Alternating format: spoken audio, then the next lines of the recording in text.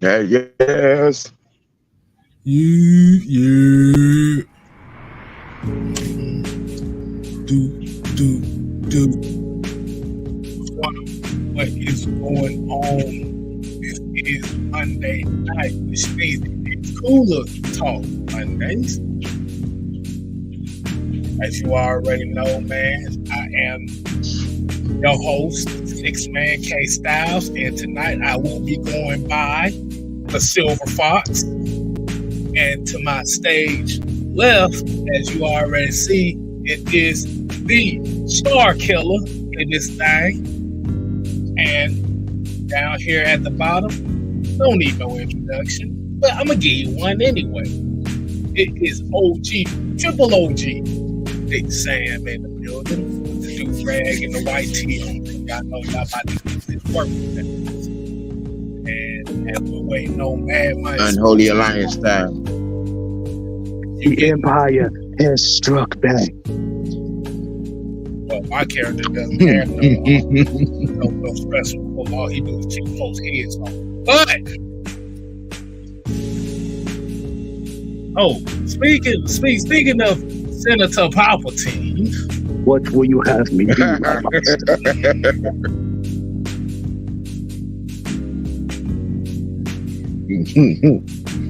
let's go ahead The and dark get straight force into is strong in this one. Hey, what's in your cup? Kool-Aid. Is this water? Only the world will find out. But let's go ahead and get into this, what we like to call the Senator Palpatine. What do we call this? The three-letter words? Roll call.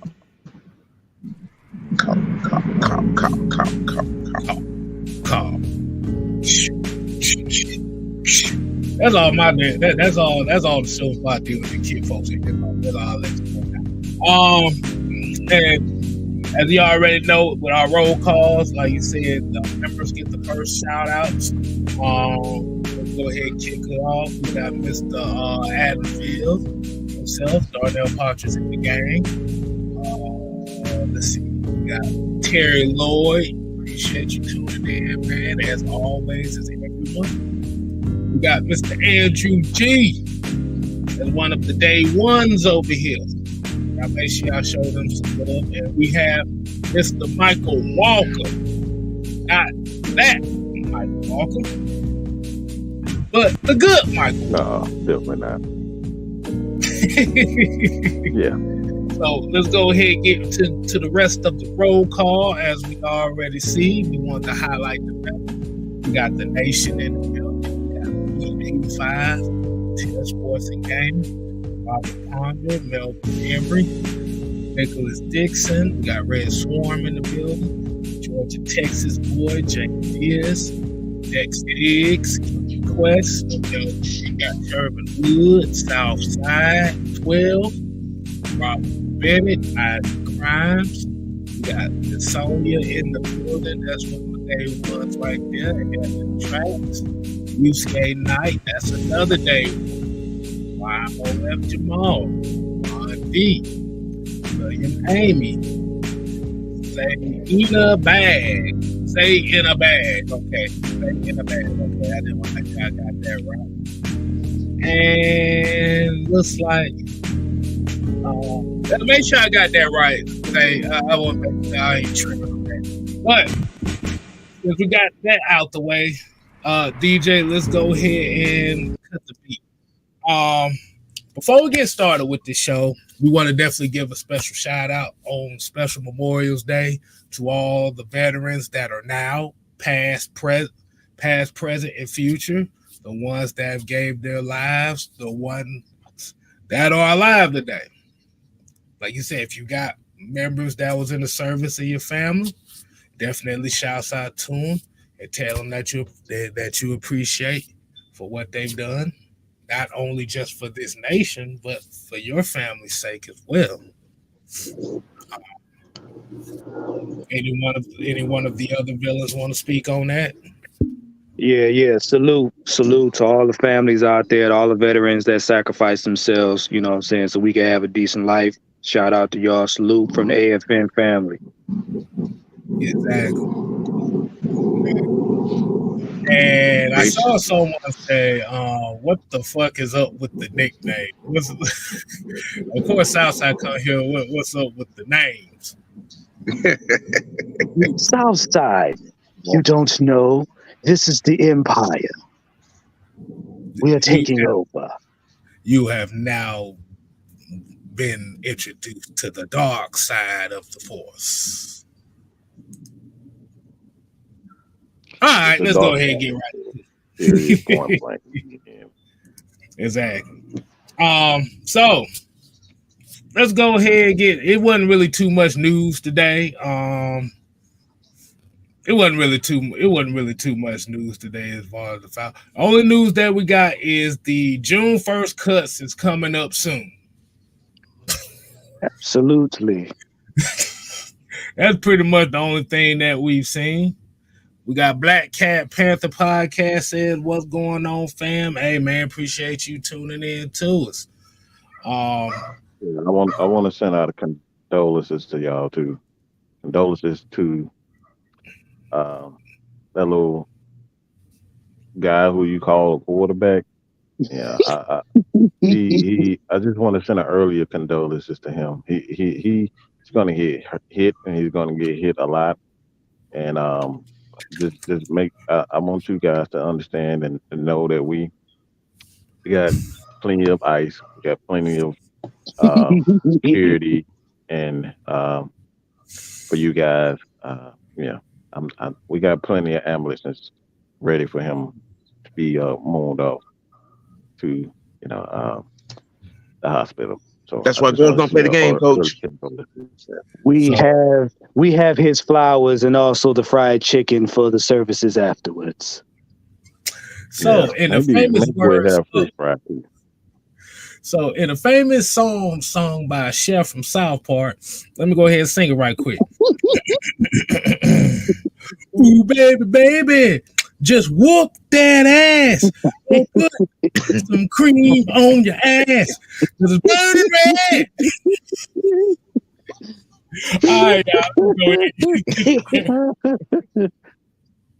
Oh, my bad. I've been watching South Park all day, bro. This shit is hilarious. Hey, K-Stars, I thought you was going to sing the other song, but I think, that might get us kicked off. That one is on Champagne Confession style. Now you can't sing. All right, y'all, man. Let's go ahead and get right into it, man. And I want to give a shout out to the OG Big Sam for coming up with this topic for tonight's show. As you already see, tonight we speaking on. It ain't Man Mike making up all this stuff. See, you got more than one brand. Exactly. Can Arthur Smith end up being Coach of the Year in 2023 if? Sam, you want to go ahead and run point on this since this is your topic? Let you go ahead and run point for this. Well, it's a seemingly ongoing question because a lot from the media, a lot from this fan base seems to not respect the skill utilization skills of one Arthur Smith. Even after a well-known veteran come in and says his scheme is one of the hardest schemes in the league to figure out. A lot of people have a conservative complaint,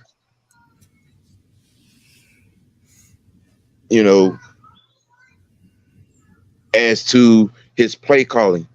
Most coaches, when you're coordinators, if you will, when they're calling the games, they're calling it, from the standpoint of what your personnel can do.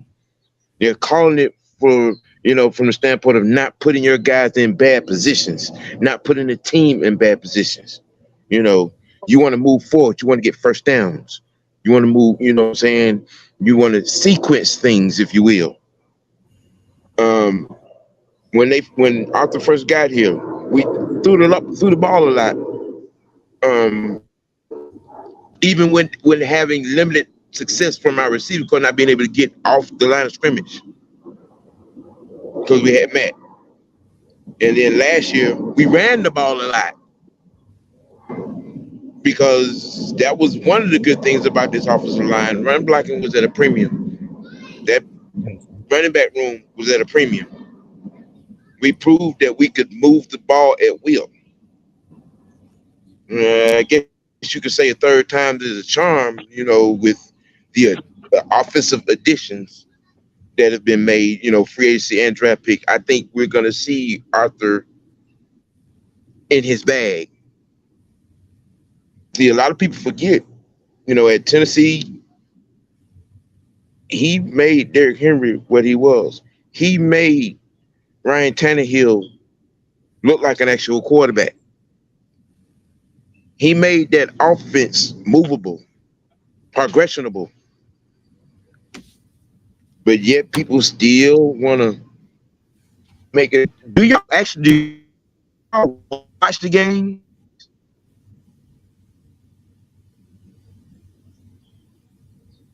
I mean, really, do you watch the game?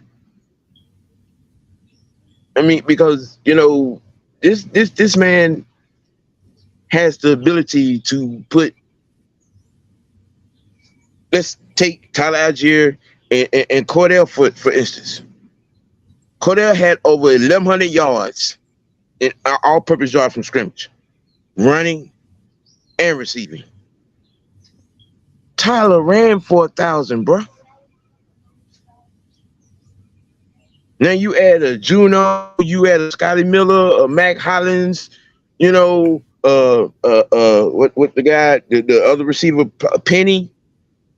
You add these other Swiss Army knives to the mix. What do you think he's gonna do with all these weapons?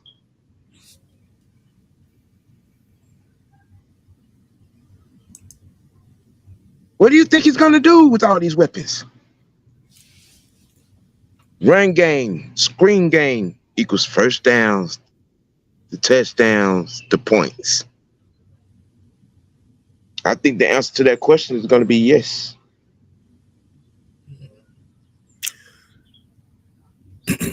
Now, one of the other reasons why I felt like this topic was kind of necessary as well is when we look at what's been all the offseason hype as far as the Atlanta Falcons. As we already know, when it comes down to the quarterback rankings, and a lot of people put so much stock into the quarterback, that's all really everybody wants to talk about. With Desmond Ridder kind of being rated as one of the worst quarterbacks in the league coming into this year,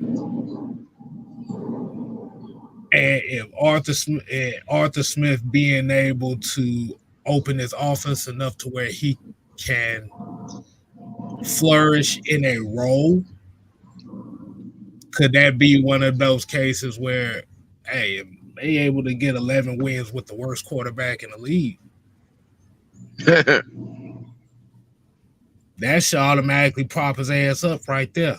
Juan, you want to speak on that? Absolutely. First of all, I'm going to call it what it is. And I'm going to go back on OG's topic.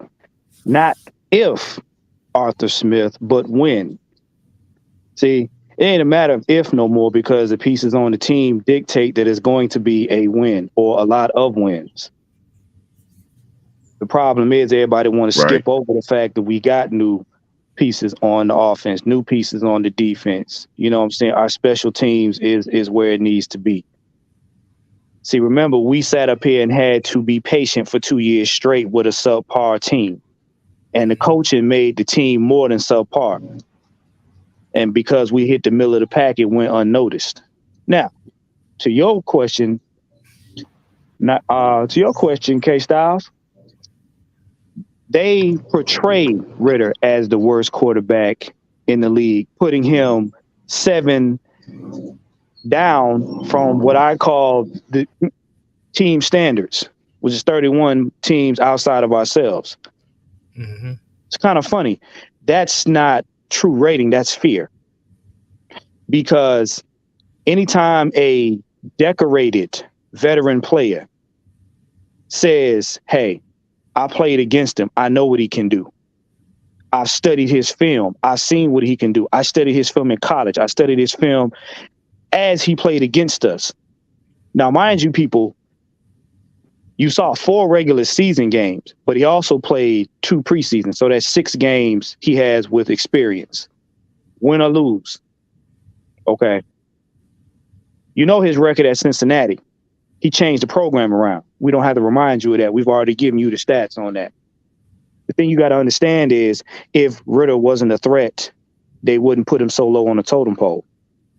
If he wasn't a threat, everybody wouldn't be up in arms about, oh, he's just a regular quarterback, while they elevate these other bozos, i.e. Justin Fields, i.e. Lamar Jackson.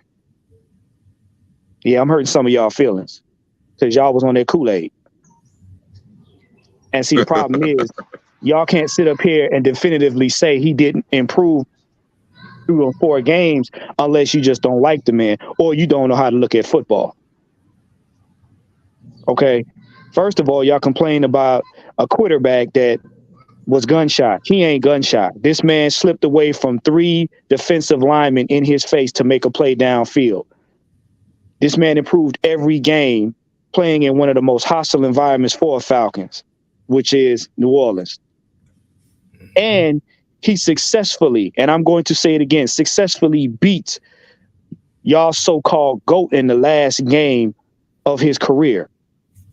And y'all can sit up and say, he only played half a game. He played the game regardless. He got taken out for his benefit, not ours. And yes, he did rookie quarterback things like we told you.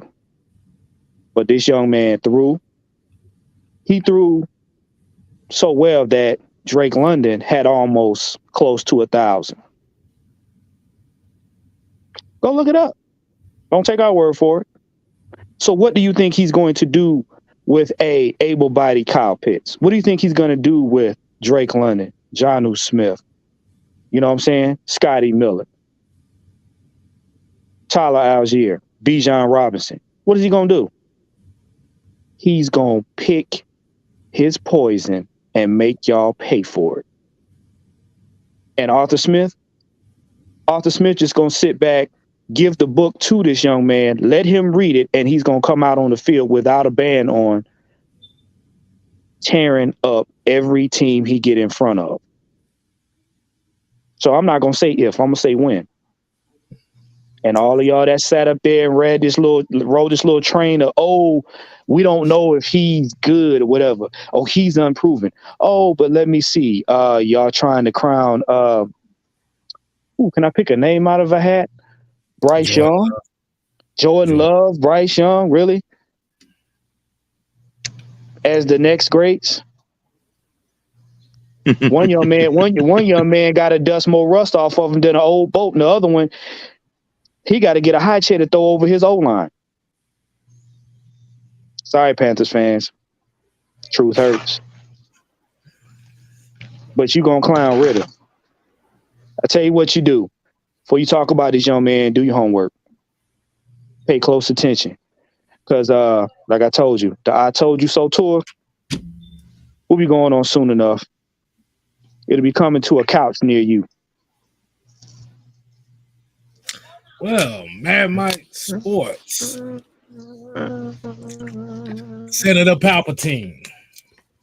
Now, as we talk about Arthur Smith and potential play calling and what we've seen, especially from last year, going into this season, your thoughts on what can the fans expect a little different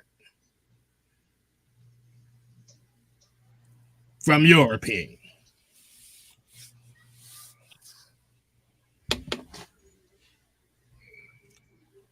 Senator Palpatine.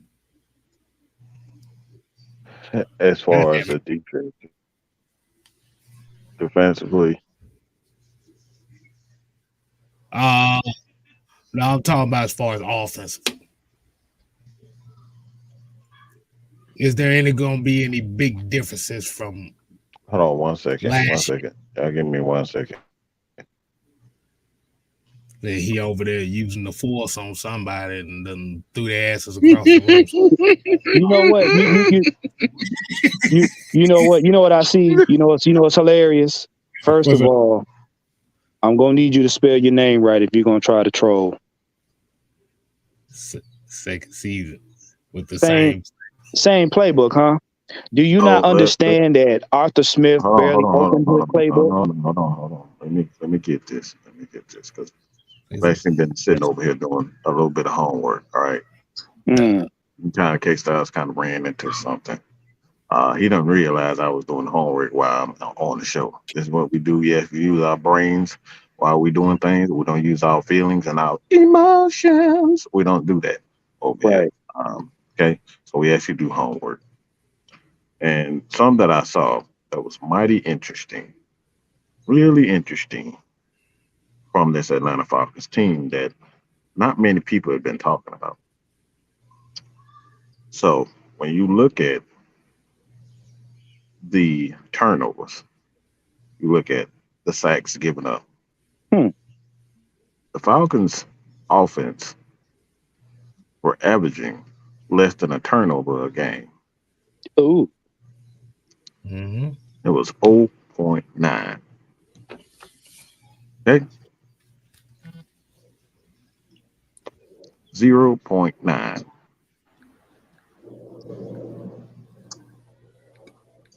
Okay. Okay. Hey, style, you can go to lineup rankings and all those. You can go see it for yourself. Everybody can see the numbers for yourself. I Mm-hmm. want people to understand why I'm saying this. I'm not just just using, you know, running my coochie eater. Yeah, not just doing it. Mm, I'm just not running my coochie eater. I'm actually using my brain. The Atlanta Falcons offense. All right, gonna look at the numbers again. Mm-hmm. Turnover 0.9. Sacks allowed 1.2. These numbers are very vital, and I know K Styles' brain is already. He know where I'm going with it when I say this. I'm already looking at it right now. That put Mm-hmm. for ninth in the league in giveaways per game. Mm-hmm. And keep on going, Mike. And when you're giving up less than 2 sacks a game, you can afford certain things. Certain things can happen when you're giving up less than a turnover a game. When you're not turning over the games, any one of you people in the comment section want to kind of figure that out for yourself. When you're not giving up turnovers, when you're not turning the ball over, anybody want to take a wild guess what may could happen? Longer Hmm? drive, more rest for the defense. More rest for the defense. Sam, you got an idea? What could happen when you're not turning the ball over? mm.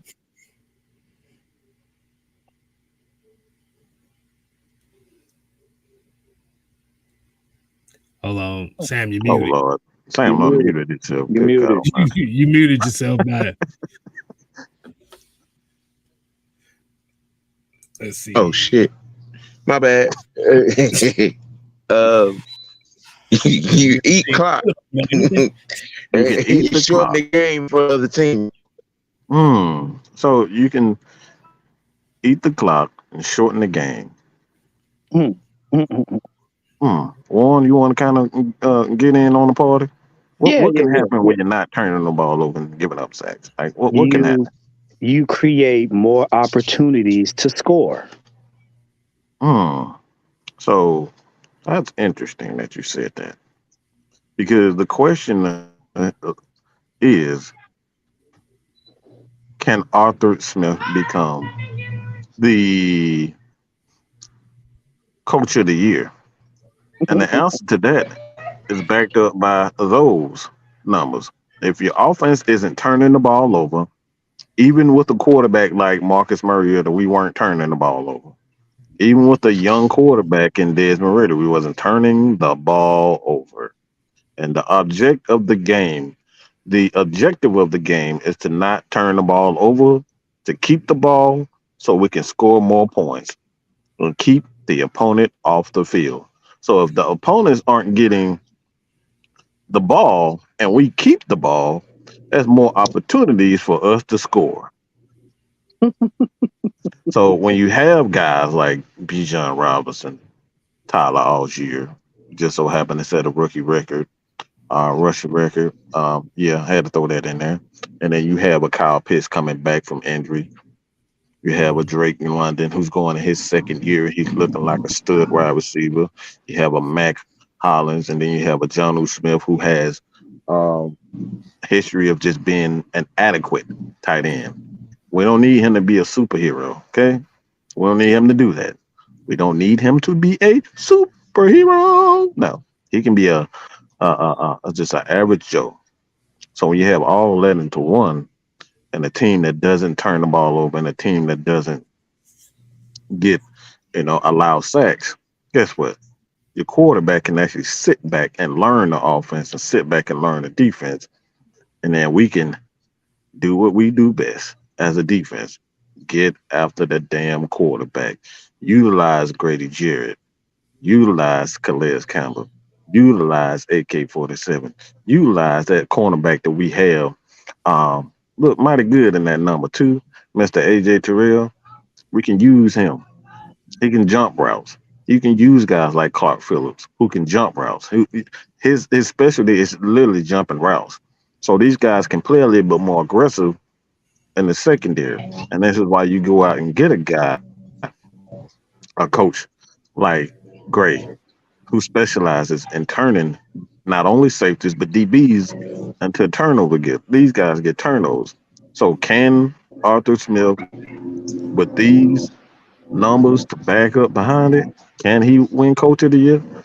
I think it makes him the number one coach going into this season. I think that makes him. I think he has the greatest odds as an offensive, as a coach, to win that award. I don't think it's even close. It's not a lot of teams in here. You can say, all right, who has the opportunity to make the best, to have the best record? Can we look at Philadelphia? I don't think so, because I think their schedule is going to be harder. Is it Dallas? I'm not sure how the Dallas offense is going to look without Zeke, and we don't know if Tony Pollard is going to be healthy. We don't know what Dak is going to do from year to year. And then you look at Washington. Washington has a good defense, but it's a revolving door at quarterback. Have an okay wide receiver core. They have an okay running back. So it's like when you look at their team outside of the Detroit Lions, I think that makes the Falcons. I think Arthur Smith had the greatest odds to win Coach of the Year. So I say absolutely. I know that was a long route, but Matt might like to use his brain every once in a while. Just like to use that brain all the time. And not just back it up with, just opinions. I like to back it up with some facts.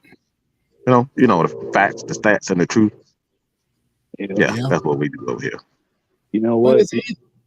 Hold on, my bad. Let me get this out the way right quick. But you hit on something too, and you said in particular Clark Phillips. And as far as not turning the ball over for the Falcons, like a couple of these comments, like Red Swarm here said turnover ratio has a direct correlation to wins versus loss. Teams that have lower turnover ratio have a higher win percentage. Facts. Then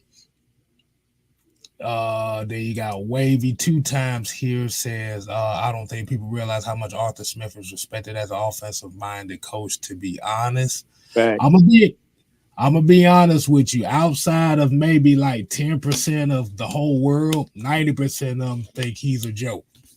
But And one of them is in the chat right now as a name I ain't seen in a good little while, but we ain't gonna call name. But Yeah. Ooh. No, nobody. Don't worry about it, man. But We let the chat handle our lightweight. yeah. But like you say, as far as the turnover, like with the low turnover ratio offense, that's one of those aspects where we don't really talk about the low takeaways that we've been seeing on defense. And that's where you brought up. Exactly. I knew you would see. This is why this TK style. This is why our brains up. He knew exactly where I was going with that. Now he picking it up. Yeah. So, like you said, what it really is going to come down to as well is, can this defense give this offense more opportunities? Now, looked at last year, the Falcons were in the bottom 5 in the league as far as plays per game offensively. Bottom of the league in takeaways, and bottom of the league in third down defense. Now, we think about it, we can look at that and be like, we don't give a fuck. We won't see what the quarterback It was about 59. It was about 59.5 plays per. That's 59 plays. So that's, around, sometimes it's around 90 plays. Yeah, so sometimes about 90 plays, about 80, 90, 85 to 90, somewhere in there as far as the plays a game, each team. Right. Now, super chat. Now, when we look at the top teams in the league as far as that, this is what we're saying about, okay, so top 10 was Steelers, Bengals, Cowboys, Vikings, Browns, Eagles, Commanders, Cardinals, Chargers, Buccaneers. Buccaneers was number 1. Now, that defensive turnover ratio? No, that's just plays per game. Plays per game. Offensively. Okay. Okay. Now, like you said, this is kind of a correlation what Mike is talking about, as far as, even though we're focusing on the offensive aspect of it, it's kind of leading more towards the complete mission, the complete package. And this is where I kind of want Juan to kind of intercept this conversation and give his take on this. Oh yeah, complete package. I like the way you said that. Mike and them like to talk about the intangibles of football, the small little intangibles, right? So you got to think about it. So K-Star, you want me to emphasize on the offense or defense right now? I want you to hit this super chat up right quick first before you do so. Okay. It says our defense, said, all right, Mondi, $4.99, appreciate you.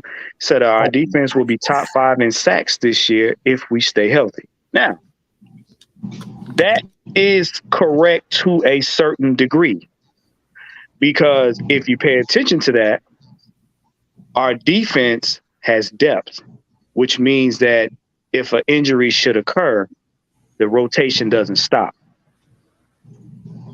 You got to pay attention to who we got on the front 7, okay? Because that's going to be the first line that always slams into offense. And then you got your linebackers, and then you got, secondary, you got your DBs. Now, if we look at it from a standpoint of that, our rotation will take care of that. Straight up, our rotation will take care of that. Defense, I believe our defense is going to be top 3, not even top 5, top 3. Reason being, because y'all got to understand, you're getting back Taquan Graham. You have Onyemata, you have Eddie Goldman, you have Calais Campbell, and then you got Grady Jarrett. Y'all got to understand something. Taquan Graham, Calais Campbell and Eddie Goldman, those boys are space eaters.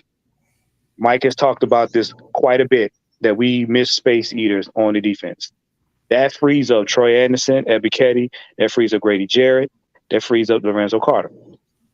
That gives those That's boys one time the defensive line. right. That gives those boys the opportunity to hunt the quarterback down in any given offense. Let me intercept you right quick.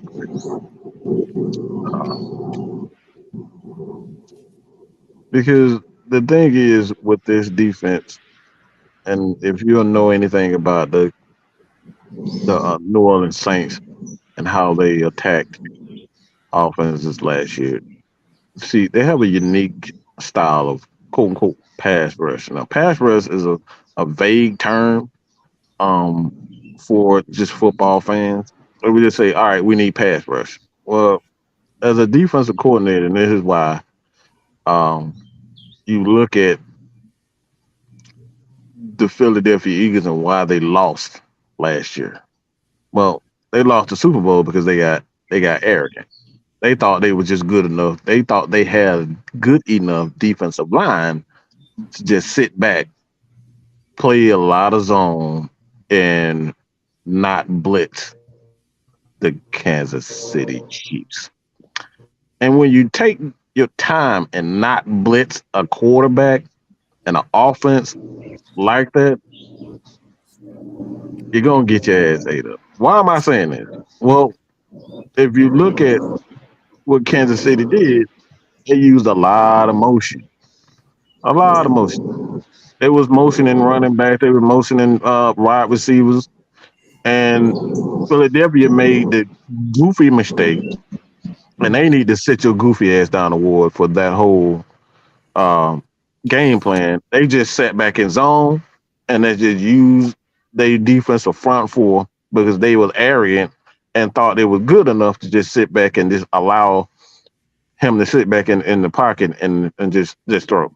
Well, this is what the Atlanta Falcons can do this year.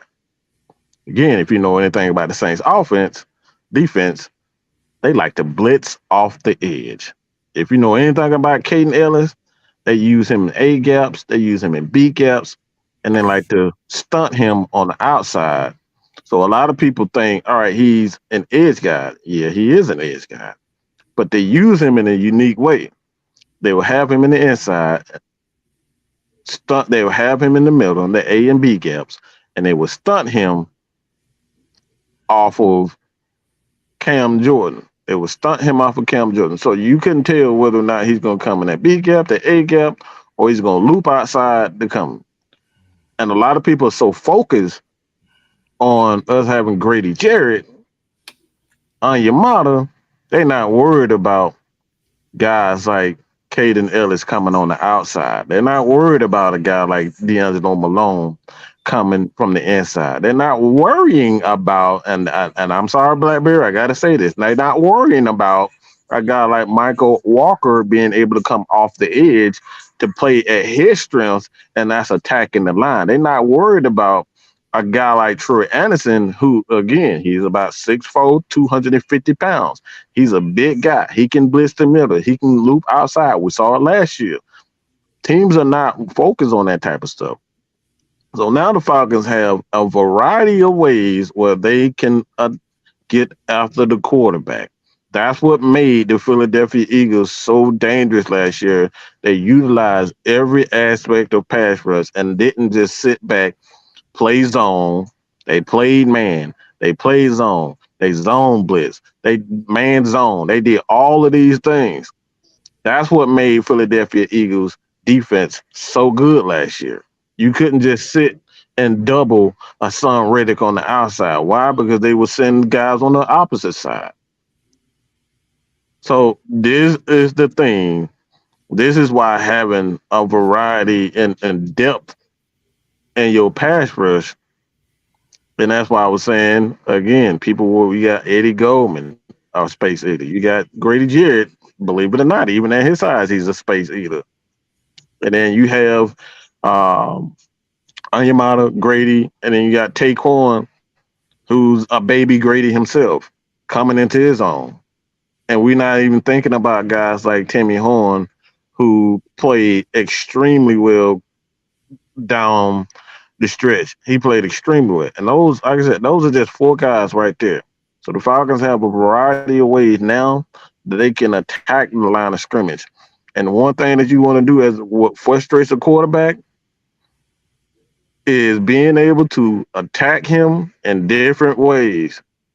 Attack a quarterback in different ways, because a quarterback is smart enough to realize they're only sending four guys. So again, the Falcons defense is going to play a huge part in the Atlanta Falcons offense scoring a lot of points. And I know that people probably looked at me like, what the hell are you talking about? Yeah, the defense is going to play a huge part in the Atlanta Falcons offense scoring a lot of points. And I'm going to say this too.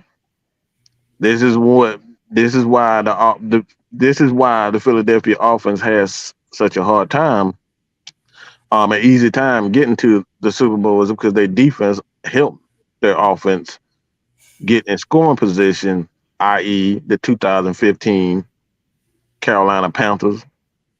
And that's one of the main reasons why Cam Newton won that MVP. Not because he was actually a very good quarterback, it's because his team, his defense, put him in great field position and allowed them to score points a lot easier. They could just sit. All they would have to do with the Carolina Panthers, and Carolina Panthers fans, y'all know this, just hand that ball off to Williams, and I forget the other running back, and then Cam, and they would just chew up the clock. All right. See, this is what makes the Falcons defense, this Falcon team, so damn dangerous. And then now everybody, especially Vegas, they changing all the odds, because now they're looking at their team and it's like, well, damn, this look awfully familiar. Gonna be a problem, people. Gonna be amazing. Jonathan Stewart, that's what it was. So I'm just saying.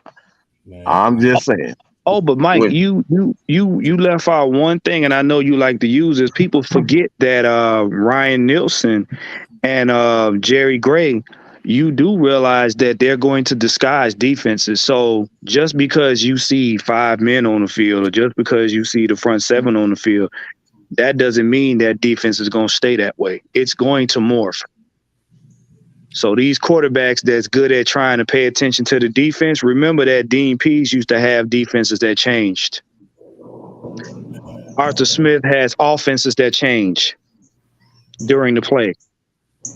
So trust me, it's gonna be a lot of confused teams out here trying to figure out what we're doing. Man, I know,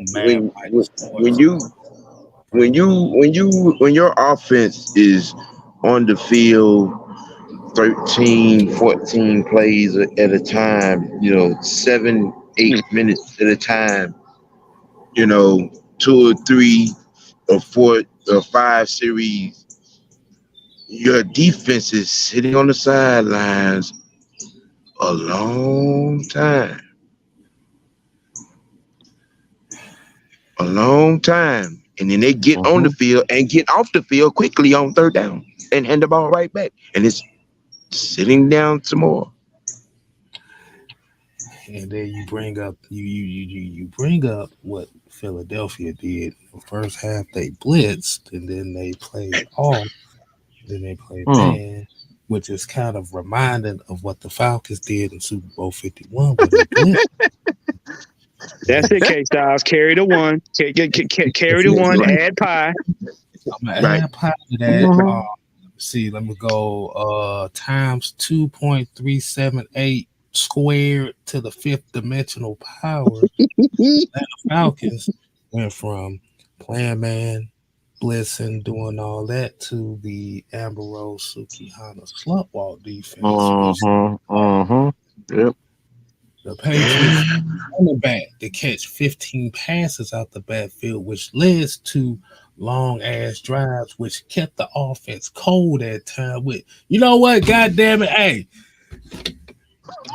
the message of what defense need to do: stick with what you goddamn went there. Stick with what you know. That's it. We seen the same exact thing happen in 1998. We seen the same thing in 2016. Yeah. Time to learn for the past.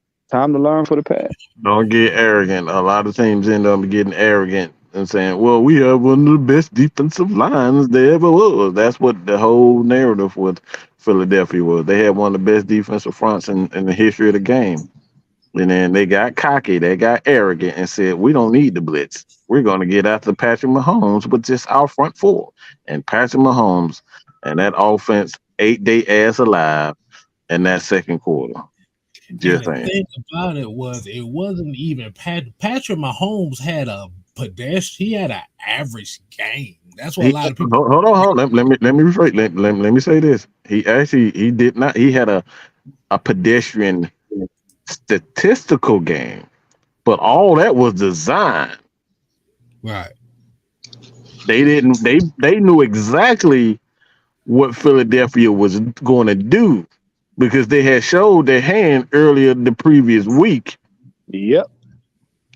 Mm-hmm. Because all they did defensively, they just stayed in zone, and then offensive coordinator, God damn it, Andy Reid said, all right, we're just gonna pick them apart. We're gonna nitpick them. We're just gonna pick them apart, pick them up. He wasn't worried about big plays. You know what? And just now that you saying that, I forgot who I was watching. It was another YouTuber I was watching. It wasn't Brett Cole. It was one of them damn guys. Was it Jackson? Probably Jackson. It could be. But Probably what they was explaining about that Super Bowl was they were showing the differences. And they were showing where it was like basically going to what you said, Mike. They were expecting Philadelphia to start playing man around that time. Like you said, they did it throughout the whole playoffs. The biggest difference was you had a Kansas City offense, which outside of Travis Kelce is really a bunch of no names when you think about it. Like you said, you fell behind. Like I said, and this is what we say: you run the damn ball. Yeah, because Philadelphia got cocky in front of a coach that used to coach them. So at some point in time, you already know that your former coach is gonna have your number, and he did. He just sat back and waited for you to just give him the green light, so to speak. And this is why you have multiple ways to score touchdowns, to move the ball and get field position, because another key thing in that team with that in that Super Bowl that happened was the special teams was absolutely amazing. They got a couple returns in that second half, the second quarter, and then I believe the start of the third. May have been the fourth quarter. May have been the fourth quarter, but they got two big returns doing that. But again, this is what great coaches do. They're not focused on having the greatest show on turf. No disrespect to the Rams, because they had a great special teams and a pretty damn good defense to go along with that.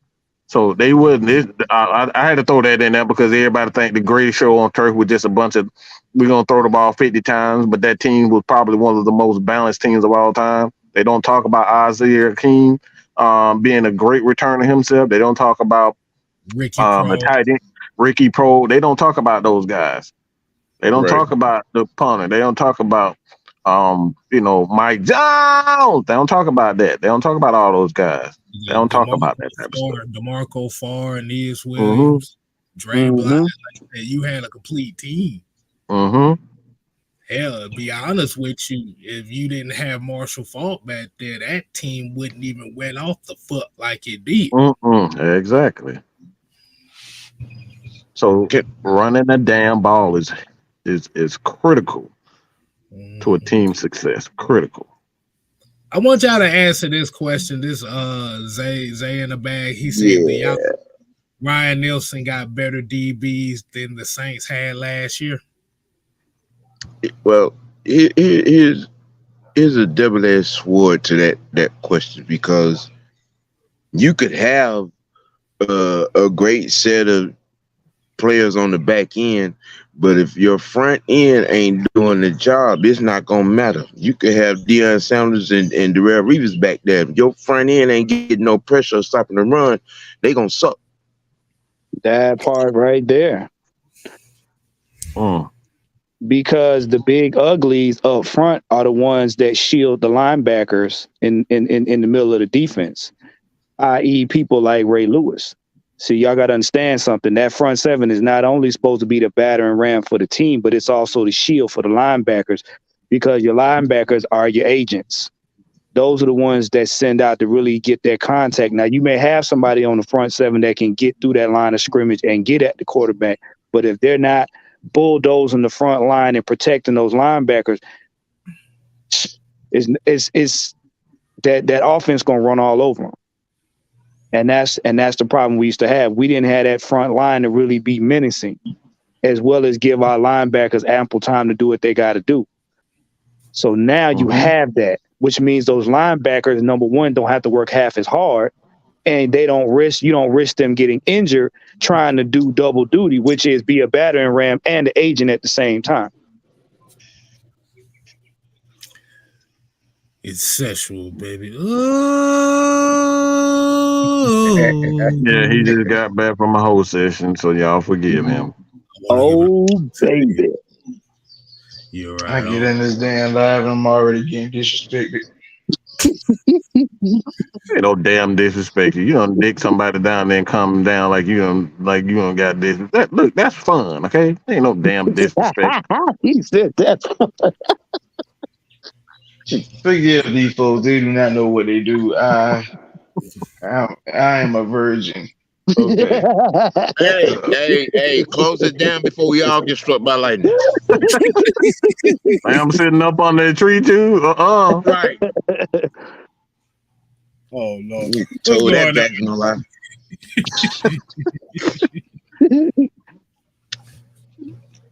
What you got on the Hi, everybody.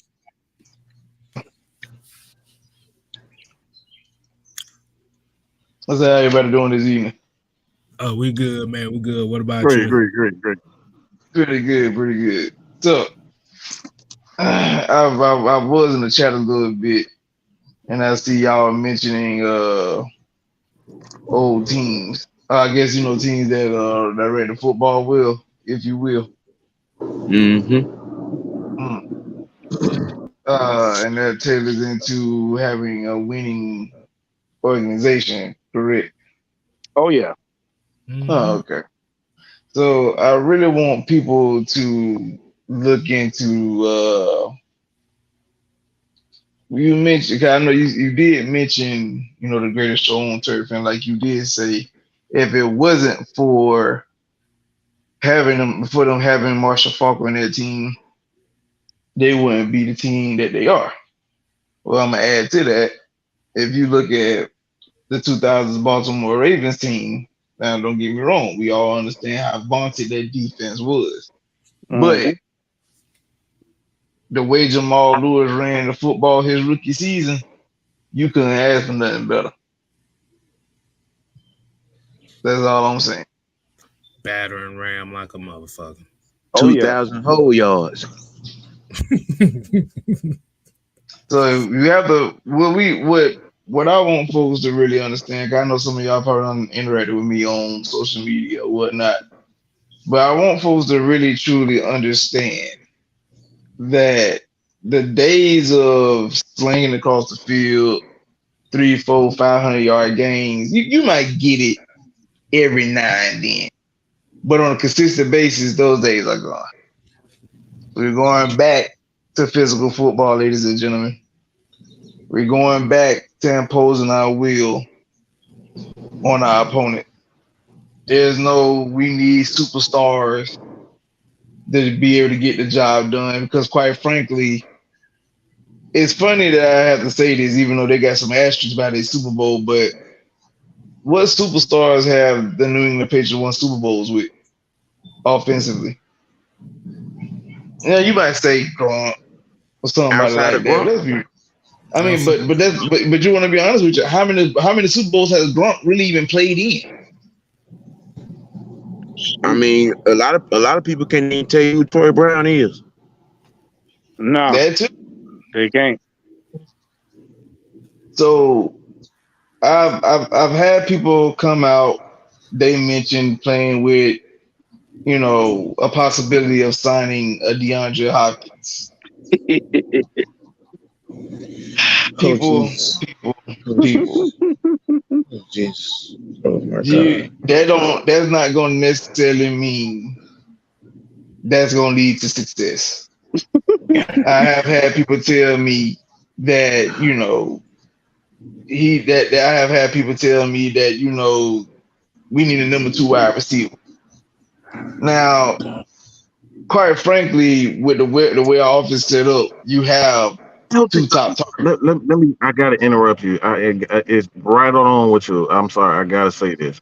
But the Falcons' offense averaged 59.5 plays per game, and it goes into right. So with that, you bring in a guy like DeAndre Hopkins, and then you have a Drake London, and you have a Kyle Pitts and John, and then let's just say we find a way to sign D Hop. How are you going to distribute the ball around with those guys? Like how were the targets and the rushing attempts? Like how would you distribute that if you're offensive coordinator? If you had those guys. And before y'all think, and before y'all do mindless thinking, remember, this is not Madden, and it's not Mm. on rookie mode. Right. Your opponent paid to play the game. Word to Herm Edwards. That part.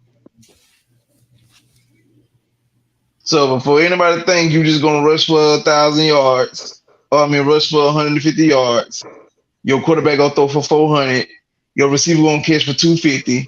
Remember, this is not Madden, and it's not on rookie mode. Or better yet, I'm gonna take it a step further. It's not on arcade mode. That part. Because I can't even say rookie mode now. At this point, y'all want it on arcade mode, where it's unrealistic whatsoever. It's not that.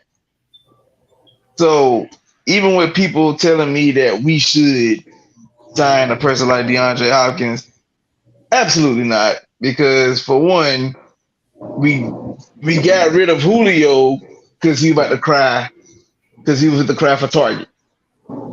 We want to sign D Hop, who literally got cut from Arizona because he's crying for target. Now, to add more to that, I was told that Arthur Smith could not get the ball to his top targets. So if he can't get the ball to his top targets, why we sign a guy who won't target? Make it make sense.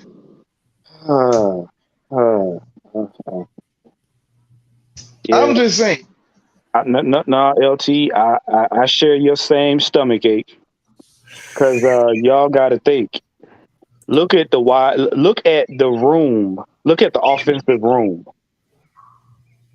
Look at the offensive room, and then look at the scheme of the team. That right there lets you know right now. We're a run first offense that cuts D Hop's touches in half, and then you add in everybody else that are Swiss Army knives. Now you have that again. So D Hop is down to less than 25% of the touches of the offense. And see what y'all fail to realize is we not an air raid offense. Number two, the offense don't flow through D Hop.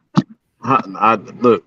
I gotta go back to this. I gotta go back to this. I have to go back to this because we missing a critical element here. How many players on offense are going? They need what you guys said. It like all right. They either above average to star players. and they need touches. That you must get these guys the ball. Get the balls in their hand. How many players on this offense did you say you got to get the ball in their hands? Let's count them down, shall we? Drake London. 1. Okay. All right. So how many? We got to get the calculator here. Yeah, let me You go gotta ahead. get the calculator because, like I said, I think people are missing a huge element here. Huge. Let me help because I've done this number a few times. Y'all done heard me say. I know, Sam. Because I already knew. I knew you would because you talked about it. So Drake London. 1. All right, that's one guy. So how many targets do you think Drake London is gonna in the game? Targets, 8. just targets. 8. 7 to 8. All right, K-Style, you got the calculator, or you want me to get the calculator? I got it. No, I got the calculator right now. So hold on. All right. So hold on. Let me go ahead and put it out. Okay, so that's going to be 8 targets. 8 targets a game for Drake London. All right, Kyle Pitts. Right now, the same, if not maybe about 3 more. I'm gonna say 8 as well. I'm gonna say 8 as well. I was gonna say between 5 and 8. Okay, so we're just gonna go with the high number 8. All right, 8. Okay. So Tyler Algier. Ooh. I'm gonna say 10. You talking He's about a running back. It's different. He's a running back. He's a running back. You gotta think he's different. In the passing game, we're talking about the No, passing we're just game, talking right? about touches. These are plays. These 12, plays. 12. Period. All right, so I'm gonna say 12 to 15 rushes. Yeah, 12 to 12 15. to 15. All right. So let's just make a round off number and just say 13 with Tyler Algier. All right. 13. Okay. All right. So we got Bijan Robinson. He's gonna have to get 13. How many total plays you think he's gonna go? 13. So total, I say about 16. Okay. You saying plays or you saying touches for Bijan? Look, because the reason I'm saying this because there's only 50 to 60 plays in a game for players. Right. This is why I'm saying this. So if you bring these guys in, these guys are going to have those are the total plays that you're going to have to give these guys. You got to get these incorporated. So I'm saying about 13. So we got Drake London, we got Kyle Pitts, we got Tyler Algier, we got Bijan Robinson,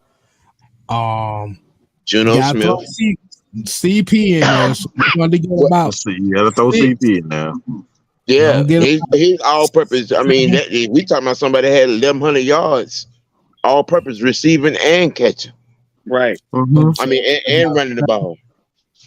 So right now, and then let me see. We did Drake. We did that. We did CP. Scotty Miller might get about 2 targets. I'd say 5 or 6 because he's going to be running the ball too. Okay, but you see what the problem? We only have 59 based on last year's stats of 59.5 plays a game. You see the dynamic that we already have. So now my question, y'all, how many we done used already? We already at 57. We already how many? 57. Right. 57. Somebody in the back of the room gonna be doing a hell of a lot of blocking. Right. This is the problem. And like I said, we ain't even through Jonnu Smith in his name neither. We haven't even right. Because he gonna be running the ball too. Right. Mm-hmm. Right. Exactly. And so right now you're looking at about 61, 62 plays right now. But just those players right there. And in order for that, can I add the fact that you're not even counting the design runs for Desmond Ridder either. Mm-hmm. Right. So you potential 4 or 5 runs right there, potential 3 to 5. So we're gonna say about 4 runs. In In order to do that, you literally gonna have to give everybody no more than 5 touches a piece in order to fit D-Hop in there. That's at best. That's at best. And It's then fine. Not possible. Then let's add. And let's not forget, your game. Okay, like I said, our main game plan is running the ball, but you also got to read it. You got to understand who. You got to also understand, who might be the hot hand in this game. Yeah. Right. And you got to go with the hot hand. And then, Because especially with Arthur being known to key in on matchups that works in specific players' favor. Right. Because you subject to get Mac Hollins, who will end up being covered by a safety we didn't even throw him in there. or linebacker. Right, exactly. so add about 3. All right. Then you got to add about another 7. Let's say if they did get DeAndre Hopkins, let's add another 7 to that. Right. Y'all want to know what number I'm at right now? We are at 76. Ain't no fucking way, boy. Right. Yeah, we don't have to have the number 1 defense in the league in order to give everybody the ball. They gotta be number 1 in turnovers. We got to be seeing the ball like a crazy amount of time throughout the game. Right. You're talking about getting off the field on 3rd down 80% of the time. Pretty much. And I've only seen that twice in my lifetime in the NFL season. That means you're gonna be sacking the quarterback like 12 to 15 times a game. Your secondary gonna be a definite no-fly zone, and you're gonna have to make the red zone basically obsolete for any other team trying to defend it. So again, 2,000 Ravens, 85 Bears. I mean, the add to that, because if that's the case, we looking if you doing stuff like that, we're looking to become the 1972 Miami Dolphins. But again, I must say, this is not Madden, and you can't put it on arcade mode. Right. it ain't Tecmo Bowl. This is why I had to slow it down to make people realize running the offense is much more difficult than what we realize. Because if you're gonna bring in a guy like D-Hop, he's gonna automatically take away your backups. Your backups are gonna have to they're gonna have to be fine with blocking. So if you got guys that aren't fine with blocking, it's gonna turn the locker room sour, because they're gonna want a damn cancer. You're taking possessions away, and touches away, and just minimalizing guys like Parker Hels's 2 or 3 touches, or Keith Smith's 2 or 3 runs. Scotty Miller, who can take the top off of defense and underneath his 5-6 touches. Okay, you're minimalizing, by bringing in a guy that wants and is used to getting 10 to 11 to 12 to 16 touches, catches, targets a game, and is looking for nothing less than that on top of the price tag. Let me say it like this.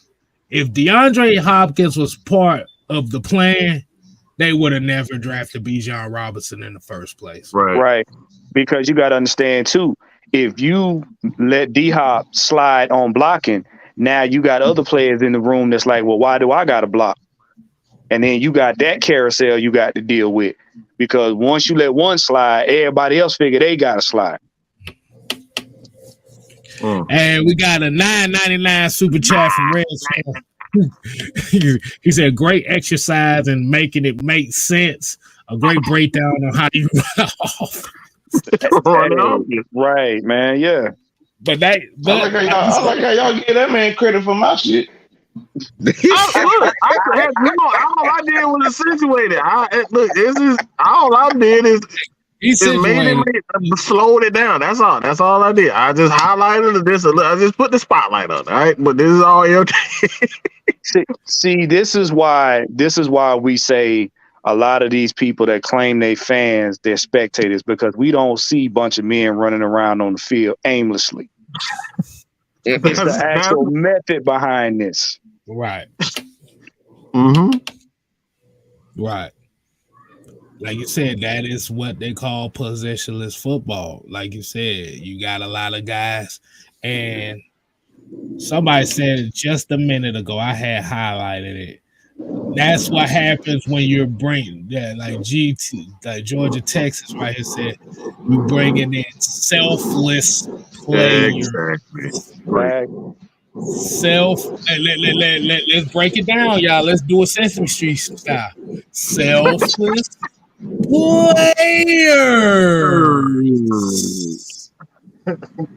That means, boys and girls, you take yourself out of the equation. Ta-da! And then shout out to Mr. Adams. Clean up, everybody, everywhere. Clean up.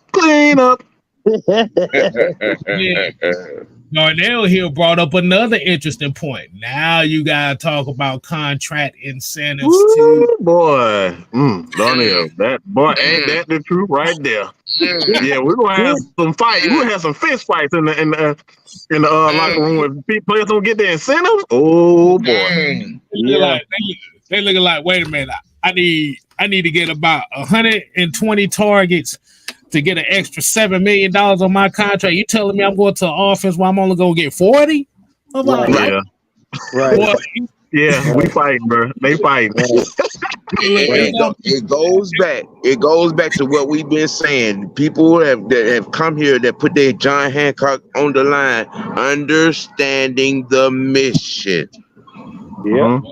Somebody gonna turn into Tanya Harding in this motherfucker. And see, not only that. Don't do that, K-Style.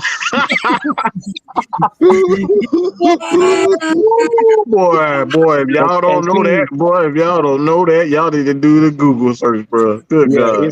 It's brutal. It's very brutal. But see, what y'all understand too is, it is the truth. D-Hop, I'm gonna be honest with y'all. D-Hop is the opposite of what Arthur Smith has already created. D-Hop thrives in a air raid offense. That's not what we do here. So that means thrives in a me first offense. Look, it's all about D-Hop has always been an extraordinary talent, but he's always been a selfish guy. He's selfish as hell. He's never been one of those guys you say, he's a great teammate. Nope. He's a great teammate when he's getting all the ball, getting all the targets. But everywhere he go, even when he was the man in Texas, we still saw him complaining about him not getting the ball even more. Yep. And what does that do to Ritter? Then that puts pressure on Ritter to be a one-dimensional boy, you just player. said something right there. Because it forces the quarterback to focus on one particular player rather than running the offense smoothly. There you go. Now what you do is you play into the fact that now you dumb down Ritter on behalf of one player who wants all the targets. Which circles all the way around back to the original dynamic of this particular topic, not understanding Arthur Smith's utilization skills of his scheme. Just saying, y'all. Just saying, guys.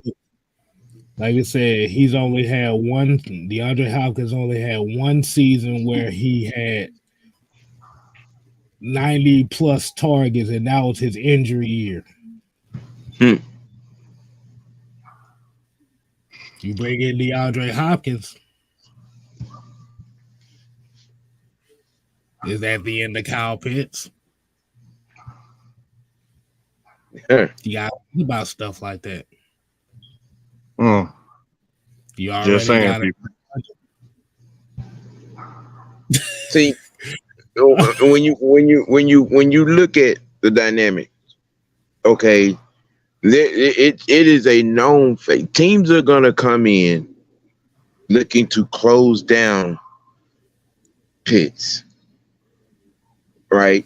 And you're gonna be looking There are going to be linebacker mismatches and safety mismatches that are going to dictate some things, which means we're going to be doing a lot of running of the football, ladies and gentlemen. We're going to be doing a lot of running of the football. Let me also add, because it ain't gonna like y'all won't believe it. I mean, y'all might not think so, but to me, it's gonna be a lot of passing plays coming out of like in most cases like a balanced formation or maybe like a running formation, because you're utilizing the weaponry that you have. This is why we mentioned the positionless football, because see, you don't have to be in a shotgun formation or anything like that to get anything going. You know what I'm saying? You could literally be in a let me say like a single back formation.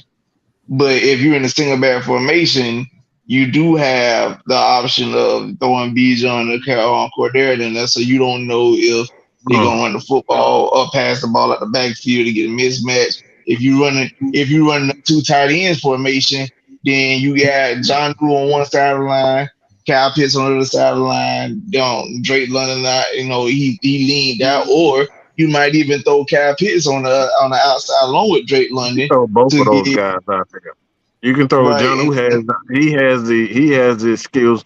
Well, in the past, he's played outside the numbers too. He's played wide receiver. He's split outside wide receivers too. So you can come in a goal line. Let's just say a goal line package and spread everybody out and turn Kyle Pitts and Jonnu Smith to wide receivers, and then have Parker Hesse or a guy like Drake London, put him in the middle and let him be the tight end. You can do those types of things in personnel. Right. In his bag with so many options. This is why you want what Arthur? What's that? This is why you want what's the damn term? Damn, I'm just went blank right there. Players you can put all over the damn place. Swiss Army knives. Positionless football. Positionless, yeah, that's the term. That's the term. That's why you want those types of guys. Hey, same different. AKA, nigga, just go out there. We'll find something for you to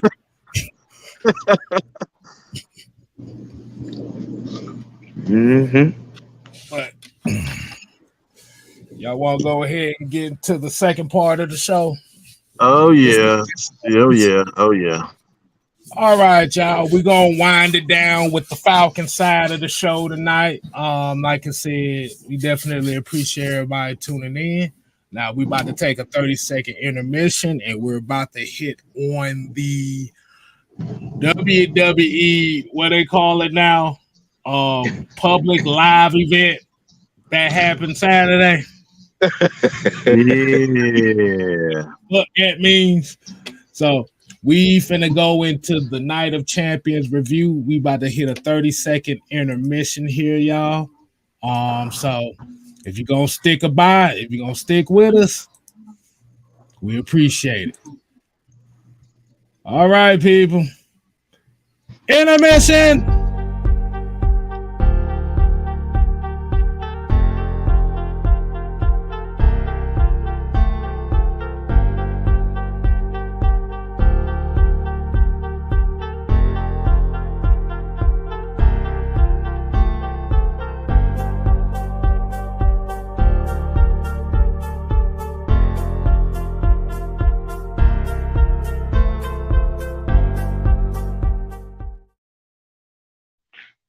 All right. Like I said, we come back from commercial break. So we got about another 40-something minutes to go. As you already know, we are kind of expanding on the wrestling side of the game as well. So anybody know that WWE's Night of Champions was Saturday afternoon. I want to get everybody's thoughts on this because I thought this one was particularly interesting. So, anybody want to kick it off? First, I want to start off by saying why they had Seth Rollins to come out there looking like Lady Gaga. I don't know what the hell he was wearing. I don't know why he went out there.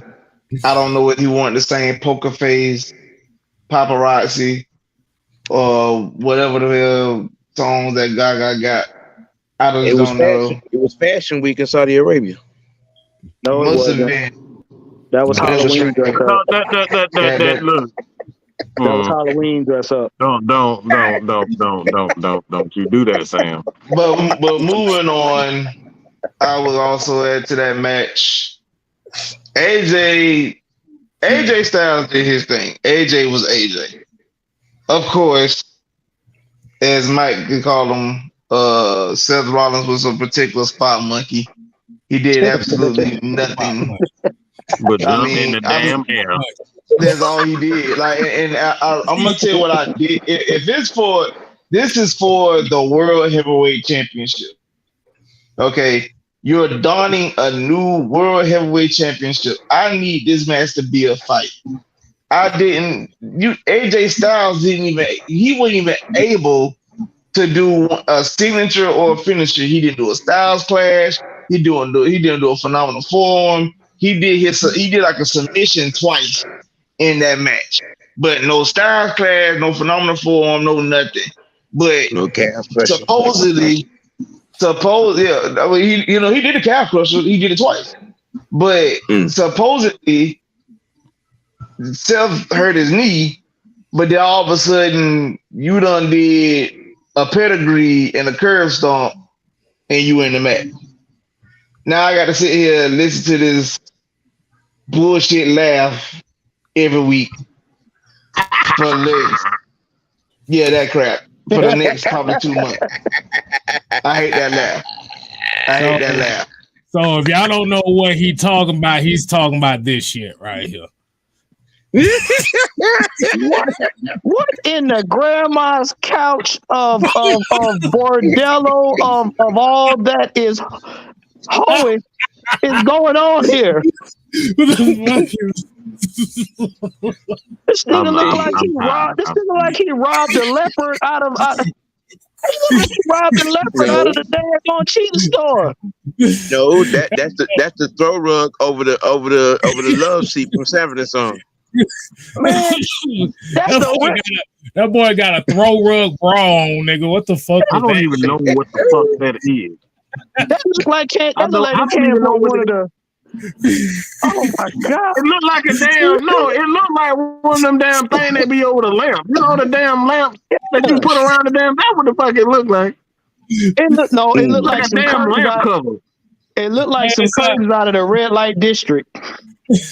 Man, sound like something you'll find that got. Yeah, got the black out of the house. ATL Leo said that's animal cruelty. Bruh. All right, y'all, man. Madam Chief's bedspread. Moving on. After that bullshit. That's a teak top right there.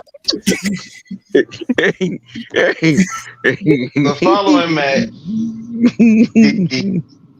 Trish Stratus versus Becky Lynch. Now, of course, ladies and gentlemen, they are in Saudi Arabia, so those the women could not show skiing. Most of them usually wrestle with thighs out. Hold on, look what Key Kill said. Look what Key Kill said. He said Seth is the Russell Westbrook of wrestling.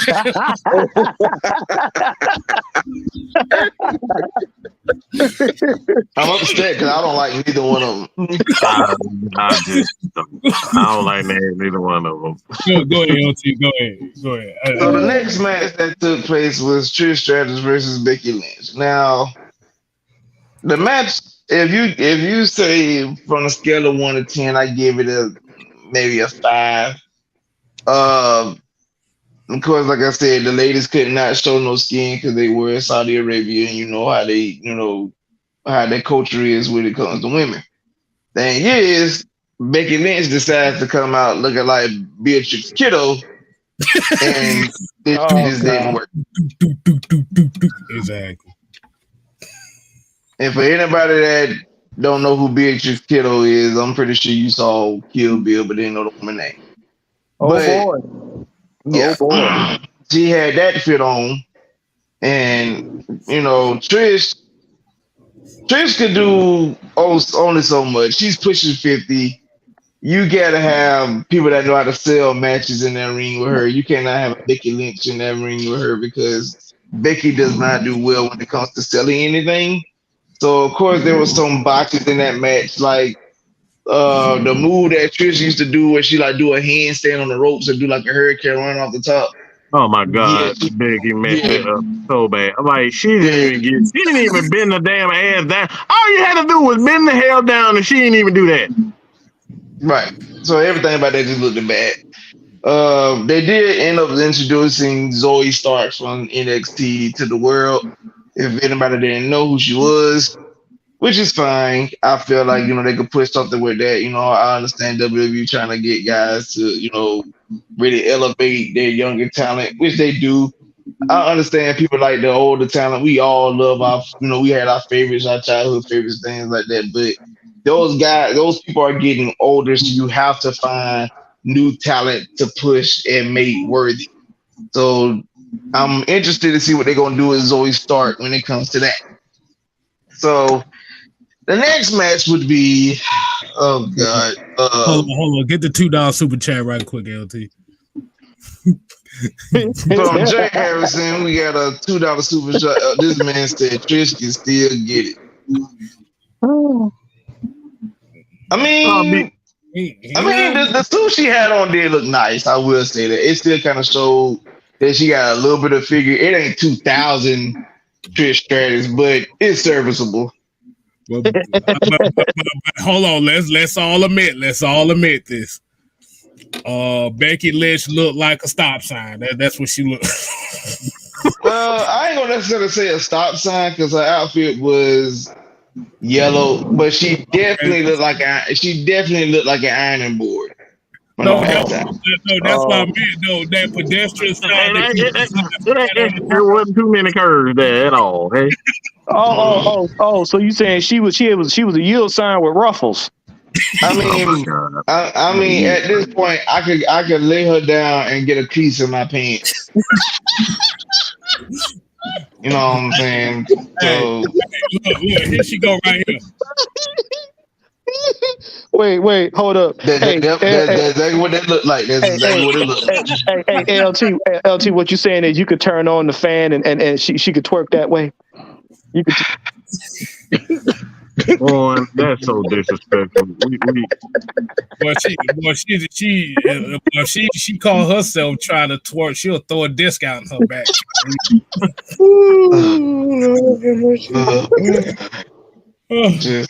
Oh my God, we ain't right. All right, so what y'all think about that? That match was kind of a botch fest for me. It's not so much. It really not much that Trish is like she doesn't have it all. It's like at some point you gotta understand what wrestlers are, and I think they threw Becky in there because whatever reason they still think she's the number one bitch in the WWE. I have no idea who told them that. I don't know who the fuck told Becky that she was the best, but she clearly isn't the best wrestler, and this man shit that shit got to die. But you needed someone like a Bailey, a Sasha, a Naomi,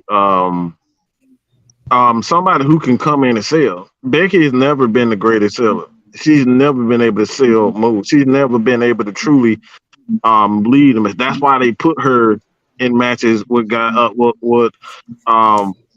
Charlotte, the best of the best, because the best of the best can actually lead a match. Becky is not a leader of a match. She's very good at what she is. She plays a character, but she's never been one to lead a match. And I think that was just a bad matchup. Because the thing with what kind of pissed me off leading up to this, it was just all right. They were doing everything. Rhea Ripley is hella like she's probably the best seller in the WWE right now. Besides, I'll take that back. Bailey is clearly the best seller. Ripley is not far behind. It's like at this point, what I did not like in this feud with Trish is like they tried so hard. They really tried so hard to bury Trish. They really tried so hard to bury Trish and take Becky's I guess spot like to a whole nother level, and it just didn't work. It was the same corny lines from Becky. I'm that bitch. I'm that bitch. I'm that bitch. I'm that bitch. We done heard that before. I'm the man. I'm the man. I'm the greatest of all time. We done heard that before, and it just didn't work. Trish is still. She ain't been in the damn business full time in damn near 10, 15 years, and she still held her own against Becky. That's fucking sad. Yeah, because see, this is Trish's only second match because she had that tag match with Lita. What was that last year? A month ago? It was. They had like a couple months ago. Yeah, a couple months ago. And before that, before it had been a long time. Yeah, it had been a while. So and I think a large part of this is attributed to nobody in the locker room wants to work with Becky. Yeah, I think that's a great point, Sam. Right. So the next match, if I remember, it was Gunther versus Ali. Yeah, Mustafa Ali. I think that match was just like a placement match. It was something to give like Mustafa Ali some love, for like people of his culture or something of that nature. Yeah. So I believe that was just something for them to throw out there. It just it wasn't as received as watching Bad Bunny in Puerto Rico or Zelina versus Rhea Ripley in Puerto Rico. Right. It wasn't as deep like that. But they, like I said, that was just a match they just threw in the mix just to say, here y'all go, something for Mustafa Ali. Mm-hmm. Then you got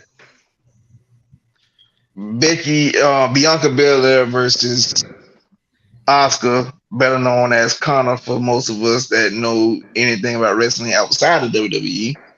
Right. Can I say one thing right quick? Go ahead. The yams. Yes, Lord. Oh, the yams. Yes, Lord. Oh, the yams. Yes, Lord. Ruin said any of us going to Raw on July 17th. Maybe a possibility. Even if I ain't in there, I'm gonna make sure I'm around that some bitch. I'm gonna be doing something around. Well, I'm gonna say this because the Raw is coming to Atlanta July 17th, but Monday Night Raw will be hosted in Savannah on June 26th, and I will be attending. So, well, hell. I'm actually looking to get the VIP tickets. That's $500. I don't mind spending it because with VIP tickets, I actually get to meet the wrestlers and come out to entrances with the VIP ticket. So I would not mind doing that, meeting some of the folks in person and things of that nature. Yeah, you're going to lose your mind. Exactly. Listen, if they let me hug Rhea Ripley, that's all I want. If they let you hug Rhea Ripley, they're going to have to wheel you out of there in the wheelbarrow. You ain't going to be no more good. Right. Damn. Well, they let LT hug Rhea Ripley, we going to be having to go bail them out of jail. And, sir, you can let her go now. You're in lockup. Sir, let her let go. They better be glad they drafted Bianca to SmackDown because me and Montez been fighting.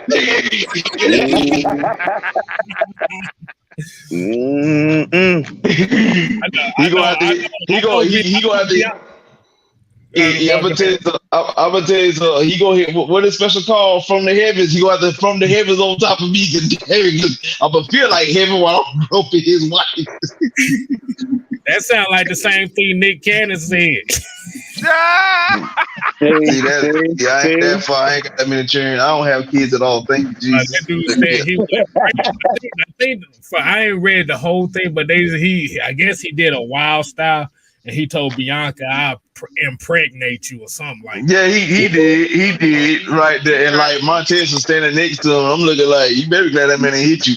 He trying to get buried. That's what he trying to do. Like you do know that Montez is a former Marine. Nick Cannon done got a little too big for his britches. See, ain't nobody checked him in a while. See, he gonna fuck around and get his ass buried. See, now they just gonna mess around and catch one of them hoorahs backstage. He don't want that. We get another super chat from Mr. Dre Harrison for another $2. We appreciate you. He says Gunther is the perfect heel with the right push. Yo, and that dude, bro. To be honest with you, I actually agree. With the right push, he's the perfect heel. But you definitely got to get. I'm gonna tell you the guys that he rolled with Imperium. If you want him to be a top heel, he got to get someone that could kind of like talk for him on the mic. You like he put on good matches. I listen. The brawl fest, the triple threat brawl fest between him, Sheamus, and Drew McIntyre at WrestleMania. Oh, that is what wrestling is about. When you got the big guys in the mix, that's what it's supposed to look like, and they represented it well. So you are absolutely correct. If you get somebody that could be his true mouthpiece until he learned to be able to talk on the mic or anything like that, it would be absolutely fantastic to have him as a top heel. Kind of getting back to this Bianca and Asuka match, I actually thought this was one of the best matches of the night, to be honest. I was just about to say that because it had everything. It was pure wrestling. It was art. And the finish. See, one of our biggest issues of that night was the finishes the match. It just didn't seem well. You know what I'm saying? But that finish was actually pretty good. What the girl, the C Connor pretty much tried to spray the miss, but Bianca been dodging it in every match they had. So instead of her, with it this time, got creative with it this time. She spit it on her fingers and rubbed it on her face while she had it in her signature move, which led to her like dropping her and then getting hit with her move and then being pinned. Which is, like I said, which is good. I like the idea, you know. Asuka can't use her New Japan wrestling name, but me knowing her from her New Japan days, she's actually Kana, but you know, by her being in WWE, she can't use that name. So that's where we at. But she's definitely Kana, and she's getting the job done. And I think she's gonna be a damn good champion. She's gonna be a damn good heel champion. World renowned, bro. She's world renowned and much deserved. Right.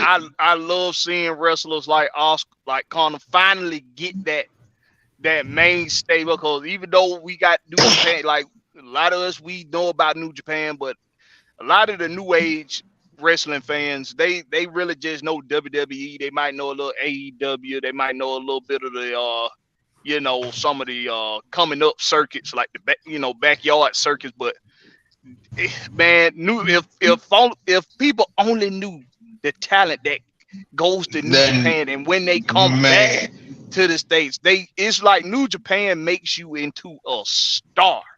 It really does. Asuka is a rock star across the water. Man, I'm telling you. She would beat a motherfucker ass. Don't look. She would kick your face off. Okay, and I mean that. I mean, I'm subscribed to her YouTube channel. And don't get me wrong, she's a nice person. But when I tell y'all that when she was in New Japan, she was and still very much considered the most dangerous woman in wrestling. She is that. Mm-hmm. Yeah, She is that. she is. Yeah. But I did like that finish though because she paid tribute to the Great Muta. That was one of Yes. Right. Yes. Yes. And speaking of the Great Muta, can we just acknowledge how cool it was for Shinsuke to take some time off to go over there and do that retirement match? Oh, Mhm. absolutely. That Right. was the coolest thing, bro. I love seeing wrestlers. They give up like he like I don't care about no money. Look, this dude transcended the wrestling industry with his style and just with who like everything he brought to wrestling. And that was real cool, Shinsuke, to go do that. And not only that, they give the show love to like by Shinsuke doing that, it helped with like he understands that this man was pivotal for guys like people like him and Oscar to be able to become wrestlers. He was very pivotal in that, so it's definitely dope in aspect of doing that. But Uh, since we on the topic of the female wrestlers, I heard y'all talking about who's the great right now. I don't give a damn until she retire. Charlotte Flair is that bitch, and I don't care what nobody say. I'm talking in ring. I'm talking mic. I'm talking about the style, the grace. I know a lot of people say all she doing is biting off her daddy style. Well, she doing a good goddamn job biting. She biting the hell out of it. Cause I'm why did she come back for that little short period of time? Like, is she hurt or something? Like, y'all know what's going on with Charlotte? baby pushing 40 and she just got married recently. It's about time for her to push her kid. So I guess she's trying to in that aspect.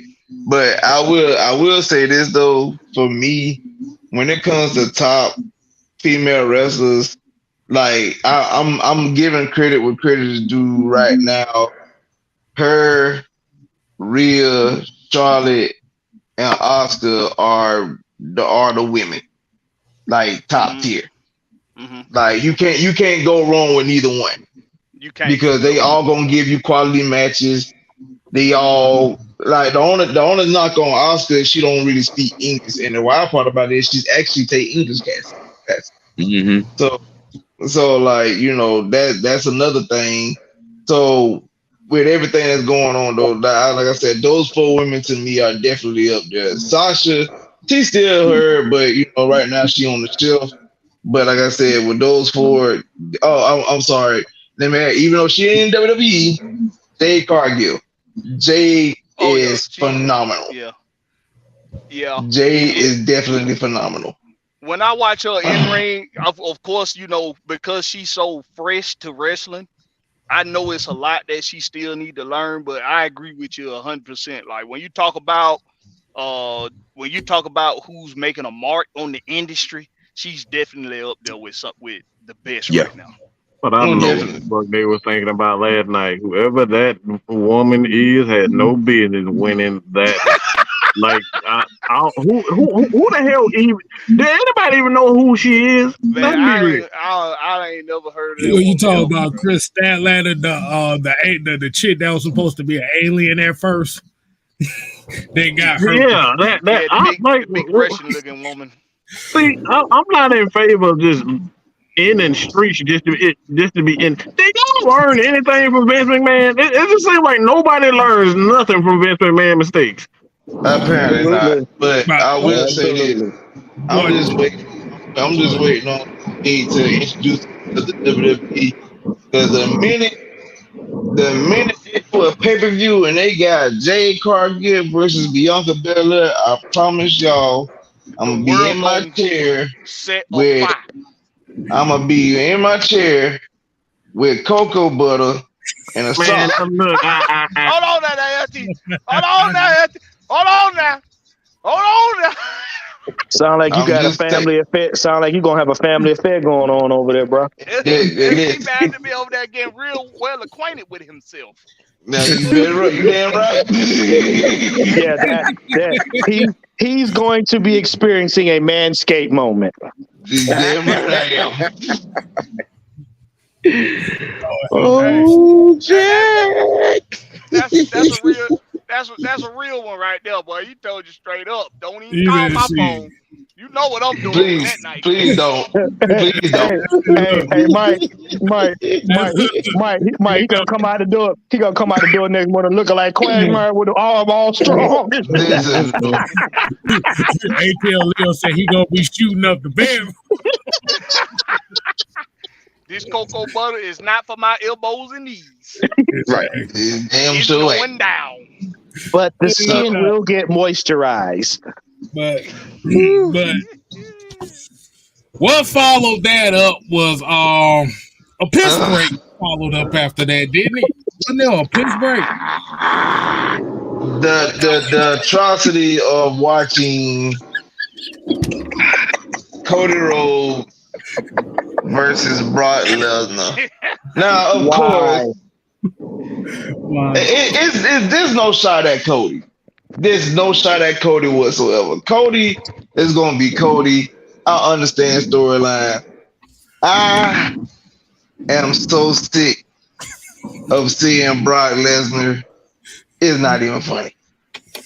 I'm tired of seeing this man come in and do absolutely nothing.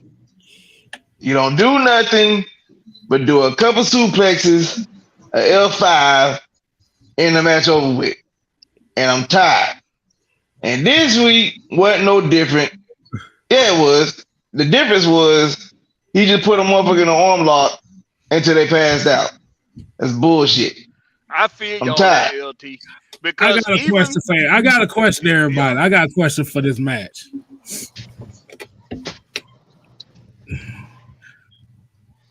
We just saw, wait a minute, hold on. We just saw WrestleMania where Brock Lesnar wrestled Omos. Where Omos whooped his ass the whole match, and he beat Omos with 3 suplexes and an F5. But we saw him fight Cody Rhodes, who was supposed to have a broken arm. That only kicked out of an F5. But literally got the Kimura block put on him 3. You know what? What the fuck is this shit? What are we doing? And that's what I was saying, man, Curse Down. This is like we sharing the same goddamn brain right now. Because that's exactly what I was finna go to. It's too many missed opportunities with Omos. Especially in WrestleMania with Brock Lesnar. Because like LT was just saying, why do you have the same goddamn match no matter who he's facing? Brock Lesnar, it's the same match every fucking time. You had a prime opportunity with Omos at least to make it to where, okay, it's some back and forth. It's gonna be some crowd appeal. I mean, but I'm saying, like with Omos, bro, are we like, why is it? It's not even Omos. It's the problem is the WWE. The problem is that's everybody's what it is. scared of.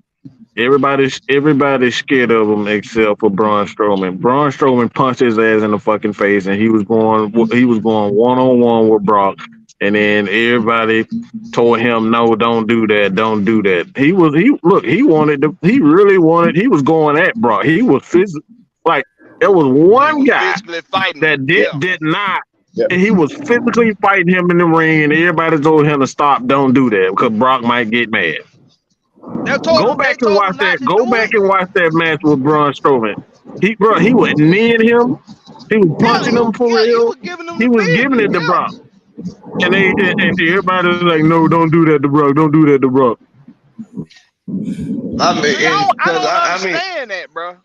I'm gonna say this because that's why the matches between him and Bobby didn't go as long.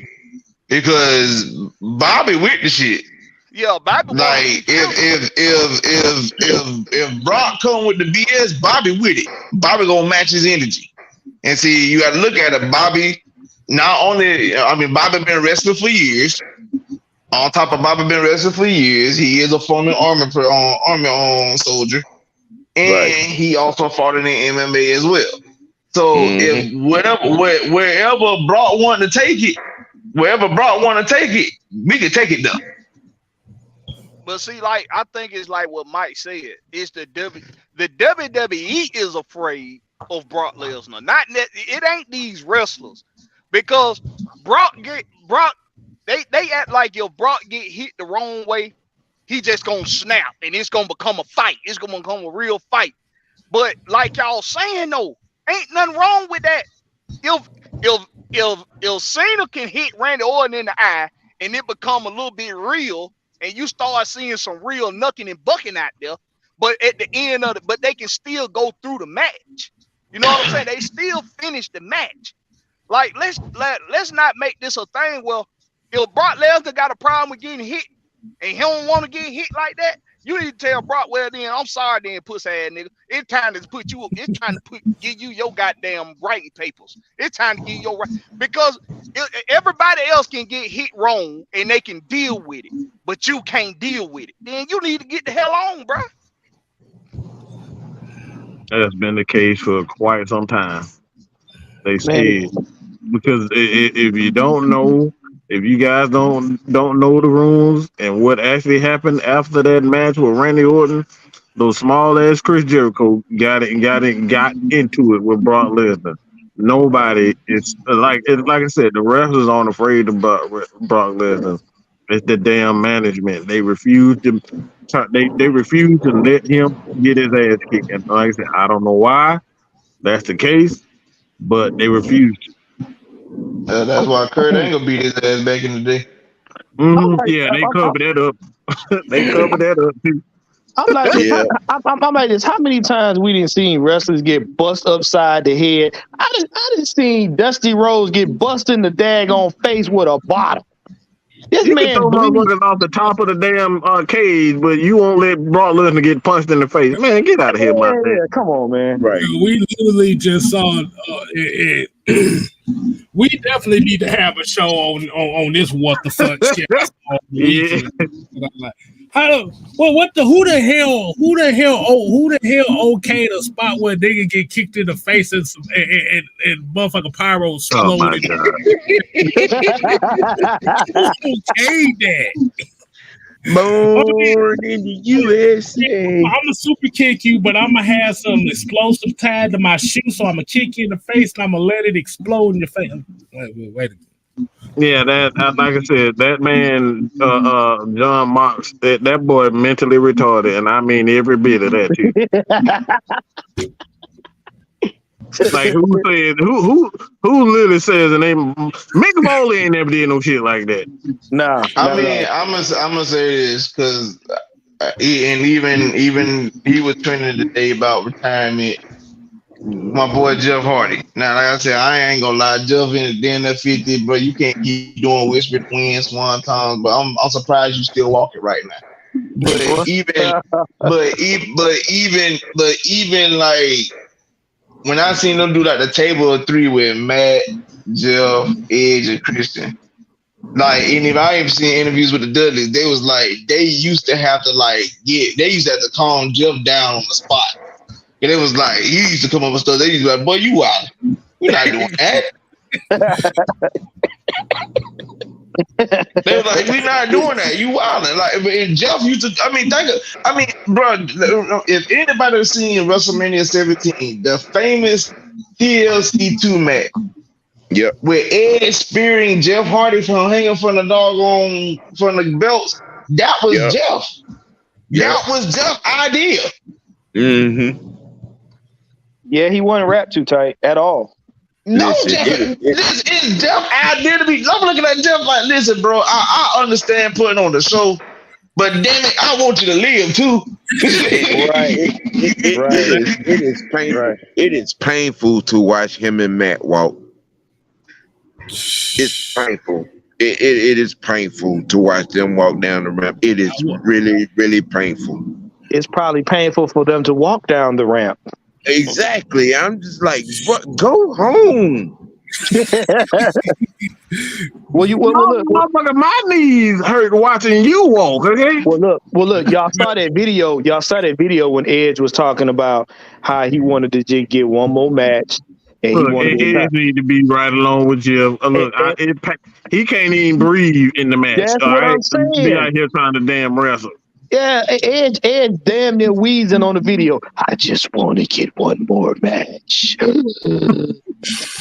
Retire. Hey, look, all right, so we're gonna get to the next following match after that. That was the that was really the piss break because that match lasted in like 50-something seconds, but that was a quick That was the interlude. I forgot. You know what? I did forget a match. I forgot. The piss break was Rhea Ripley and Natalia, and that was the piss break because I think Natalia was actually already injured. So all they did was just I think all they did was just write it in the story where she could just leave and go get surgery. Natalia need to hang it up too. She's in her 40s. Baby, I love you. Stop it. That girl around the same age as me. You need to retire. Now, to add to that, of course, like I said, they were in Jeddah, Saudi Arabia. Everybody know how Rhea Ripley uses the dresses, so she was covered up. Right. But even in her covered up fit, they ain't. But forget all that. Only thing I want to talk about is watching her. All I want to talk about is watching her after the match. Dom jumps in her arms and she catches him and heals him up like a baby. And all I want to say is, in my best Dolph Ziggler impression, it should have been me. Right. It should have been me. It should have been me. It should have been me. It should have been me. You need a moment? Do you need a moment? I'm fine now. I'm fine now. But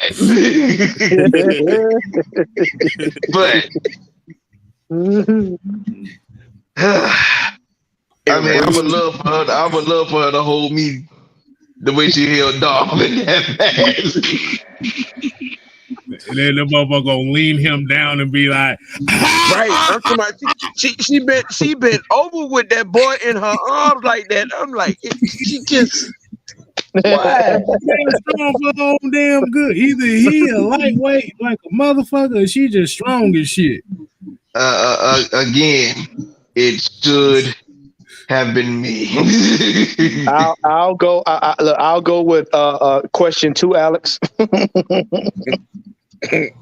Oh Lord! But after that piss break, like Rule here said, it should have been me. It should have been you. Now, we did cover the match that did happen after that, which was Cody and Brock. So now we are down to the main event. The Bloodline and Roman Reigns and Solo Sikoa versus Sami Zayn, the Feel Good Brothers, Sami Zayn and Kevin Owens. Now, of course. Okay, go ahead, Mike. I know you feel away right now. Go ahead. I can't say what I want to say, so I'm gonna just let you go.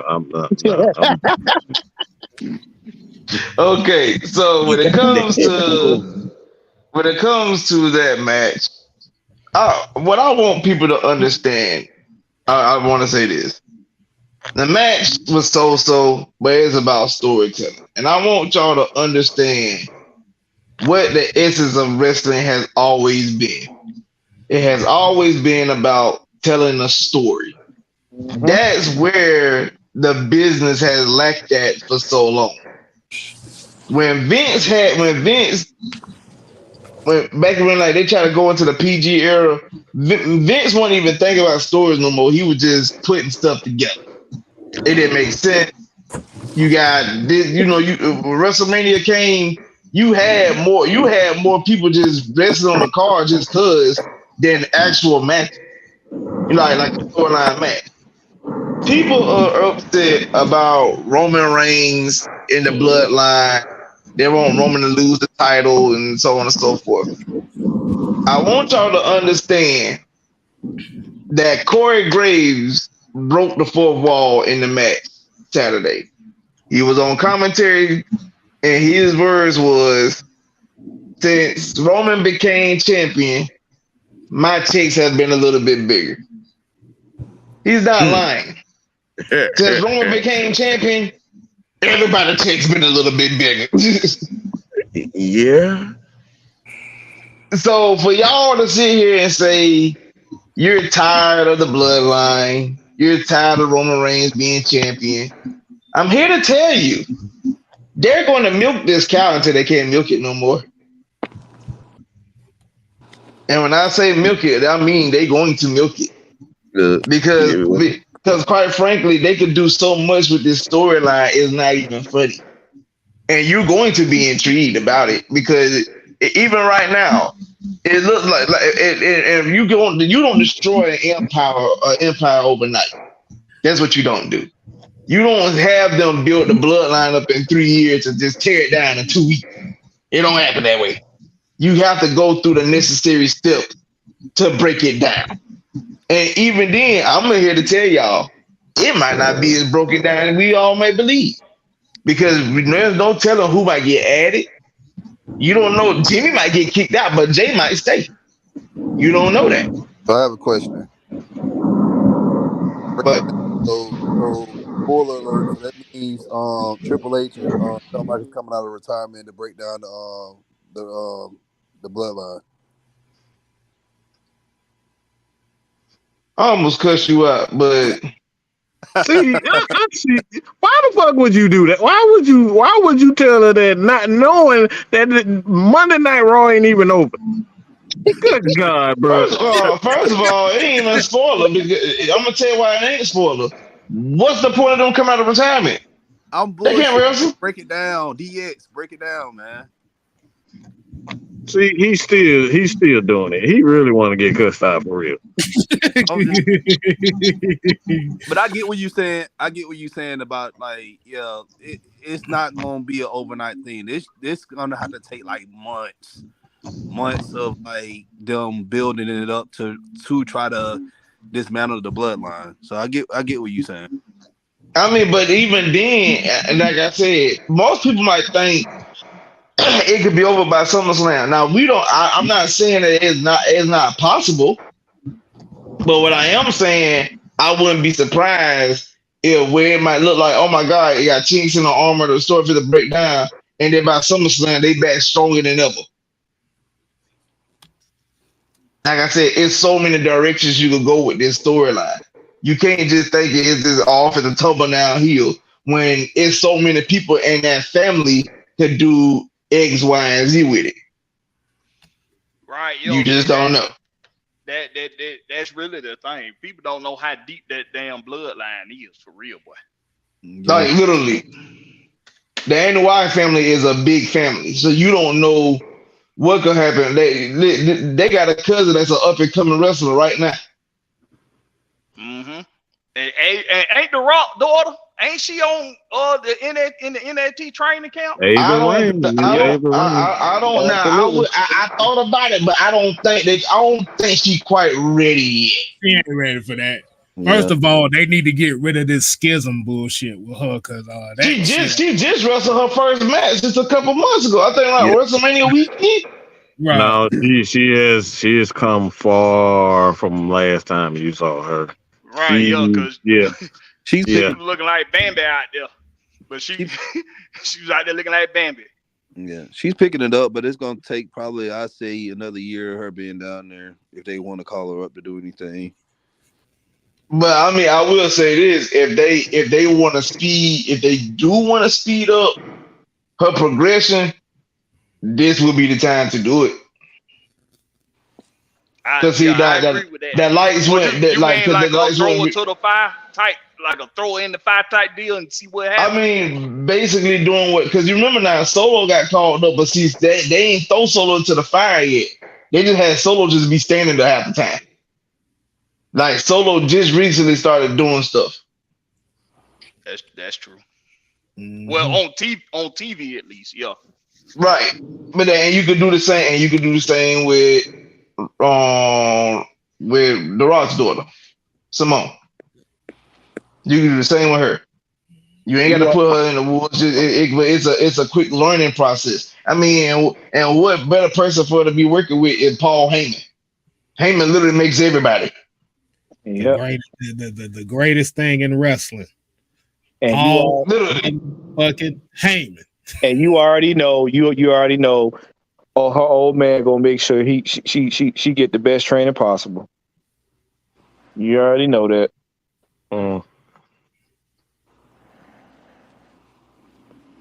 But speaking of the main event, as y'all already knew what was gonna kind of happen, you got the referee get knocked out spot, and this is where all hell broke loose right here and there.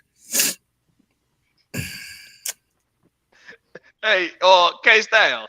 Yo, That was the longest goddamn time I seen a referee knocked out without a referee. I'm over knocked out for 20 minutes. No, I'm like, that's Bruh, not have not y'all true. seen- Oh, that's so not true. Y'all ain't watched WCW. Yeah, did y'all remember? Y'all ain't watched WCW when them motherfuckers used to knock. WCW did that every night. That's a tainted Bruh, shit. they Remember would the, they would lay on the ground in WCW for a whole 30 minutes. And then everybody in the back will come to the damn ring, get their fantasy move, and the refs still be laying on the damn ground. WCW is way too unrealistic. Y'all must have forgot about. Y'all remember Road Wild '96?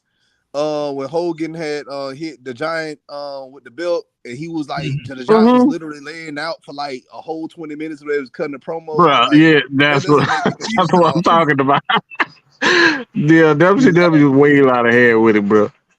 I mean, I'm here to like it ain't even just that because like I could take it a step further where if anybody remember the match between Stone Cold and Scott Hall, I think the original referee was like Earl Hebner, and he got knocked out.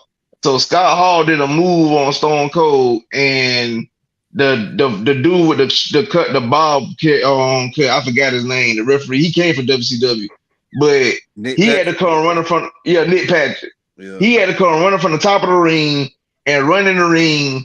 He slid, and before he could do the first one count, Kevin Nash did the elbow drop and did the elbow drop, knocked him out. So now you got two referees you got two referees that's knocked out of the damn match. What the hell going on here? Then I was just watching that a couple weeks ago. Oh yeah, and take it a step further, back in 2014 when Steen made his first appearance at WWE, they knocked out the referee. You had Scott Armstrong came in the ring and whatnot, but the original ref was just laying out somewhere. I'm thinking like, well, when he gonna come back? What the hell going on here? Exactly. So like I'm not surprised by that at all. Like you said, see a referee knocked out a long period of time. That's regular scheduled programming to me. But I mean, come on, bro. Come on. Did the referee get knocked out? The Usos come out. They had a little back and forth, and then they have a whole goddamn conversation in the middle of the damn ring. Man, what you thought you saw at WrestleMania? What you saw at WrestleMania? What you saw at WrestleMania? What you saw at WrestleMania between Cody Rhodes and Roman Reigns? Because referee got knocked out. Referee got knocked out. Pay-per-view. Referee got knocked out. The Usos come running to the ring. They fighting. They beat on Cody. On KO, Kevin Owens and then Sami Zayn to the ring. They jump in. They get the Usos out. They beat on Roman, and then they go back to fighting all the way back towards the locker room. Referee still out. Man, listen, you know how that is. They didn't have the wrestlers run over the daggone referees while they laying out, doing they finishing moves and leaving the ring.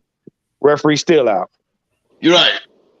So I ain't surprised at all. Now, like I said, it's again. Now I'm reading this comment where he said, "We are though, but all you got to do is take those belts off Roman because he's a part timer."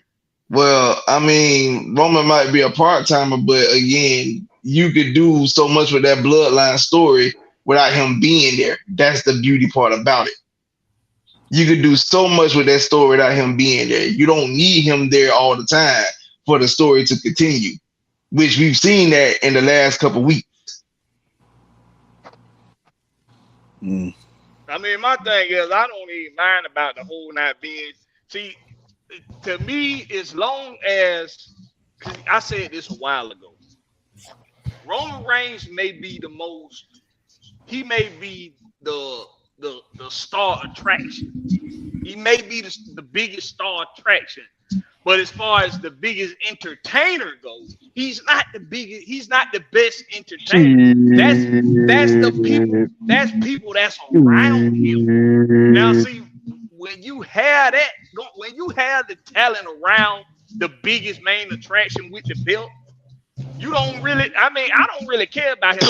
I just want to see the damn belt defended at pay-per-view. That's my thing. He do put it at pay-per-views. Man, look, when you got Hulk Hogan, when you got all the greats saying Roman is a fucking megastar right now, you can't say that this man ain't the main attraction. You can't say that he's not the biggest star. He's not the biggest entertainer. When you see this motherfucker mannerisms, when he look, it's like when you walk out, when that motherfucker music hits, and he just stands there and he don't even speak, bro. You don't have to always be talking to be a star. When he just steps out and just looks at the crowd and the crowd just go absolutely insane. Bro, that right there is stardom. Some people just get it, bro. I'm gonna make a comparison. I'm gonna make a comparison and an analogy. To me, what you're looking at right now is a certain particular.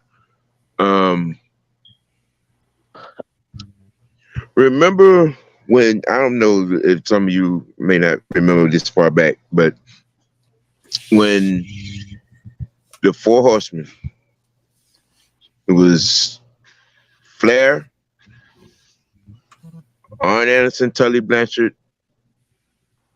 and Total Package. That particular version of the Horsemen, that's what the bloodline remind me of right now. It's all about storytelling. It's the storytelling. Yes. That's what we're talking about. Yes, it's the storytelling. And even when the Four Horsemen were at their peak, they didn't talk a lot, bro. Yeah, they didn't say much of anything. I got a better example of Roman Reigns right now. All right, this is what we talk about, a megastar, and like people see him as a heel, but at the same time, he's still going to get cheered.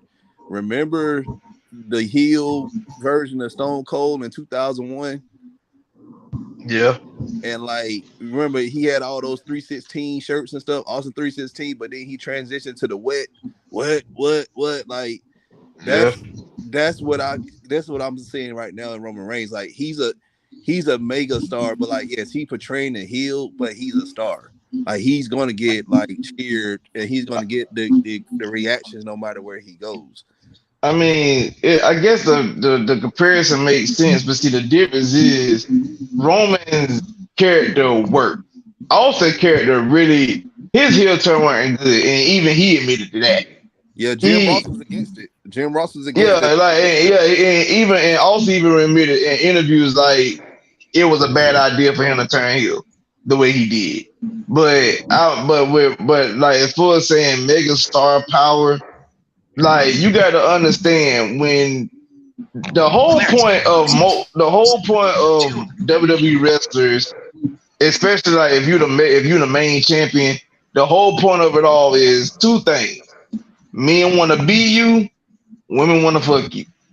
That is literally Roman. Right.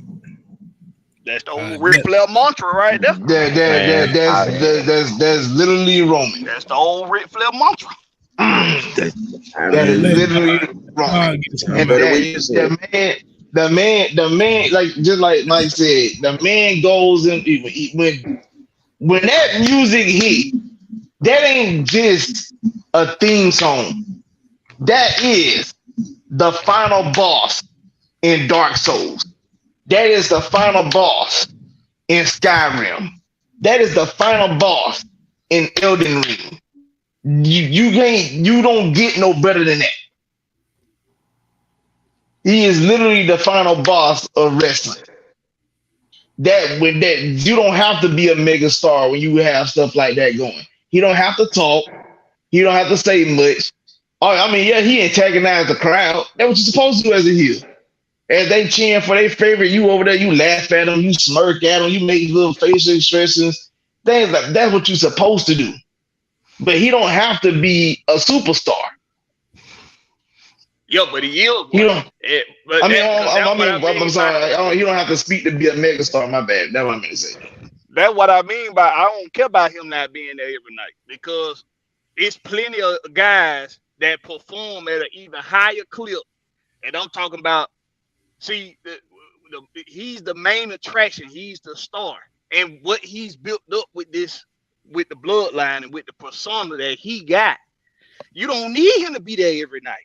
It's the anticipation of when he's going to be there. And because you know he got the talent around him on the roster, to where they could keep the crowd, they could keep everybody engaged, they can keep everybody interested in what's going on, especially with that storyline, because that's the best storyline in the history of this business.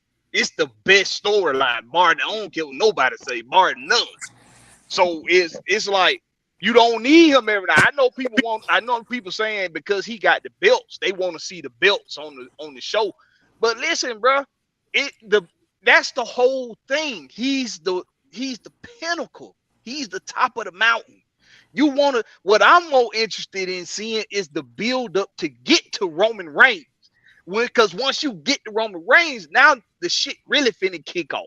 This Sami Zayn, this whole Sami Zayn story is a prime example of it. That build up to Sami Zayn and Kevin Owens finally getting the match with Roman Reigns is involved. It didn't even have to happen at WrestleMania. That's what's crazy about it. You didn't even need it to happen at WrestleMania. And here's the crazy part about it. They built it up. I'm glad you mentioned Sami Zayn, because here's the crazy part about it. Y'all don't even, like, folks be so worried about the bloodline or whatnot. You not even mentioning the fact that how it's like the opportunity of Sammy flipping on KO.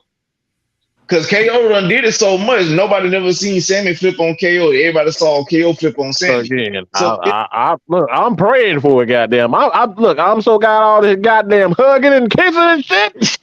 It's gonna happen. It's gonna be to the point that one of them is gonna end up trying to fight for a number one contender spot for the belts. And I really feel like Sammy's gonna turn on. KO is already acting kind of weird right now. He continuing that attitude where he's just grumpy as hell right now. And I think it's Sammy. It's gonna happen because like at some point it gotta change. Like I said, I love. But the whole Sammy. point of it all, what we saying right now, storyline. Yeah. You got to keep people intrigued. You gotta sell it. See, like what people don't understand is when you look at Rock and Austin, that storyline just didn't start out of nowhere.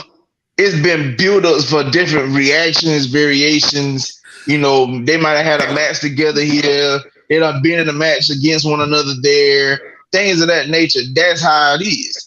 So like that. So like when you got to WrestleMania 17 and whatnot, they done been in matches together as opponents, but you know they weren't just them. So you know they done had spots. Like when you see Austin and Rock in the green together, one of their reactions was the Armageddon Head in the Ceiling 2000. Where after everybody, like you had Rikishi got thrown off the top of the cage, everybody else everywhere else, and then you got Austin and Rock in the middle of the ring, and they going at it. You know, they do their little patting and punches and stuff like that. Fast forward a month later, same thing at the Royal Rumble. So they do the same thing, but then ultimately Austin wins the Royal Rumble. The next month, Rock wins the WWF title from Kurt Angle, which sets up the matchup. One of the biggest matches of all time at WrestleMania 17. So, like I said, it's storyline. You got to keep people intrigued, and that's what has been missing in the business for years. Nobody is trying to put on a story. You just throwing matches together, hoping people just like you get 5-star matches, but there's nothing. There's nothing to keep people intrigued about it. Like even when you threw Kurt Angle and Shawn Michaels together in 2005. The short time that they worked together, they made it worthwhile. And what you just by the promos. what you just described is story building even in the matches, and that's something that Stone Cold talked about one time in one of his on his podcast for somebody he was with. He said you got to build a story even in the matches, and I think that's some. And I know because in my fair opinion, y'all tell me what y'all think about this. I think that's why AEW is fizzling slowly, but it's starting to fizzle. Like all the hype from it when everybody from WWE was going to AEW, it's starting to fizzle down because every damn match, every damn week is powerbomb, superplex off the top rope kick out. Or like if you're doing all this amazing shit in matches, but the simplest damn It's a bunch of Seth Rollins over there. That's all it is. A bunch of Seth Rollins over there at AEW. Yeah, you're not building no story in the match, bro. It's like fans don't want to admit it, but that's what you love about WWE: the storytelling, the build up to the pay-per-view. Ain't no build up at AEW, bro. It's all the same. It's just a bunch of spots. That's all it is. They just trying to rush to get to a spot. That's all it is, bro. So, and that's where that's where the problem come in at. So by you having, those, like I said, by you not having a storyline to go with this, that's where people don't understand. That's where the problem comes in. You got to keep folks intrigued in this business. You just throwing folks together just to throw a match together. Like, no, you only gonna survive off that so long. So this is why I've said like they're going to milk this Roman shit as long as possible, and they're supposed to because they're making money off of it. And you could do it without him being there. You could do it with him being there. But what I need people to understand. The bloodline is not just going to die in a month's time. It took them 3 years to build it. It's going to take some time for to tear it down. And speaking of, because once it dies, before my last point is because once it dies, those guys are gone. They're hanging it up. Jimmy, Jay, and Roman all pushing 40. So enjoy them while you got them. Mm-hmm. And why they said that, and it kind of leads to I guess where everybody's been hyped up and talked about was the last part of the match. If y'all didn't see it, around the world. Let me go ahead and play a little clip right quick. I can't play the video, but I can play the sound.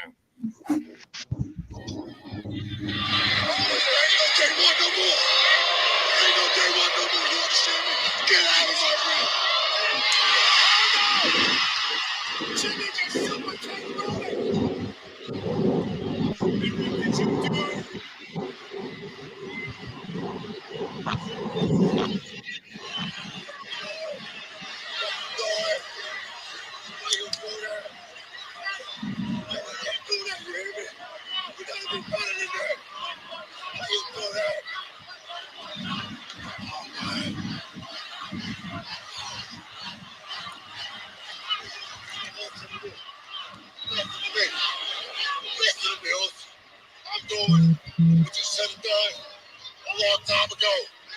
I got to. Oh my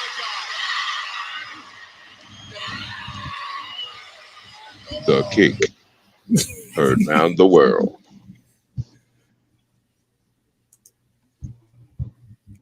Which leads into what LT's been saying, that you got to build the story in the long run, and that is just another branch of it. So, what do y'all think happens from here on out?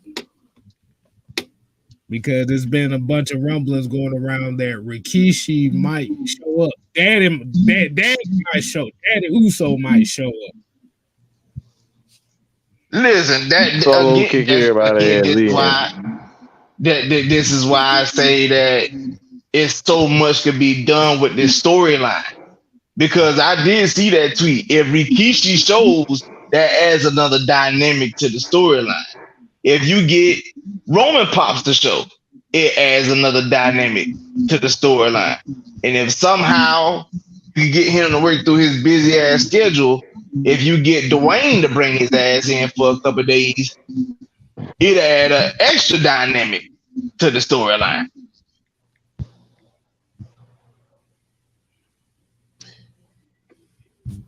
Hey man, I loved it.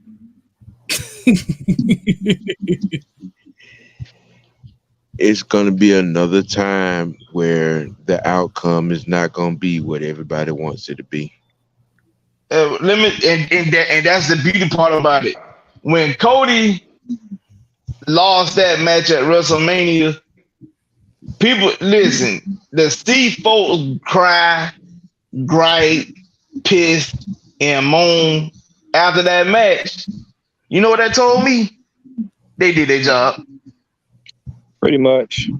Oh, can we please give an Academy Award for Best Actor to Jay Uso and Best Supporting Actor Jimmy Uso? Thank you. Can they please get an Academy Award, please? Because hey, I don't care what nobody say, bro. Jay Uso been playing the hell out that damn part. Ever since Jimmy got hurt back a couple years, about a couple years back now? Couple years ago. Ever since Jimmy got hurt, bro, Jay Uso done been in his bag, bro. That dude has been dialed in and straight up committed to that role, bro. And everything he does looks real. Everything he does. The emotion, the facial expressions, the emotions, all of that. That's what makes it good. You got to sell it. And that's what I'm saying. You add if you can add more people from that actual blood to get in the mix, it'll do more to that storyline. That's why I said it won't die in a month's time. Hell, even Naomi selling it all the way from Impact. Right. Even she's selling it. And she in another company. Right. I gotta check her out over there. Hey man, I'm just saying you gotta give these guys these flowers, bro. With what they doing, Jay Uso, Roman Reigns, Jimmy Uso, Solo, Paul Heyman. I mean, Paul Heyman done made it look like he ain't even running shit when we know he is, and he done made it look like he ain't even the one running shit. I mean, you can't get better acting in wrestling than what we done seen out of these guys, bro. It ain't never been better than this. Undertaker is probably up there for being able for him just staying in character all the damn time. But these dudes, I ain't never seen it this good ever. Let me tell you something, dog. I pretty much like hung up my wrestling days like in 09. After watching Hardy win his first WWE championship, I think I pretty much I was already slowly coming off the train as I was getting older, but I really quit giving a damn like after 09. I mean during 09. I might tune in every now and then towards WrestleMania or Royal Rumble to see what surprise interest I might get, what legend might come back, things of that nature. But for the last 2 to 3 years, I've been catching both Raw and SmackDown on the regular like I'm a child again. That lets me know they're doing their job. Yeah, because at one point it did fall off. Right. I cared nothing about it. That's what I'm saying. So now that with this type of storyline going on, you damn right. I'm going to tune in and see what's popping. You got new talent that's coming in that's look pretty decent, and I got to give Trips credit and the writers their credit. They're doing a damn good job trying to get guys involved. They can do a little bit better, but they're doing the best they can with what they got.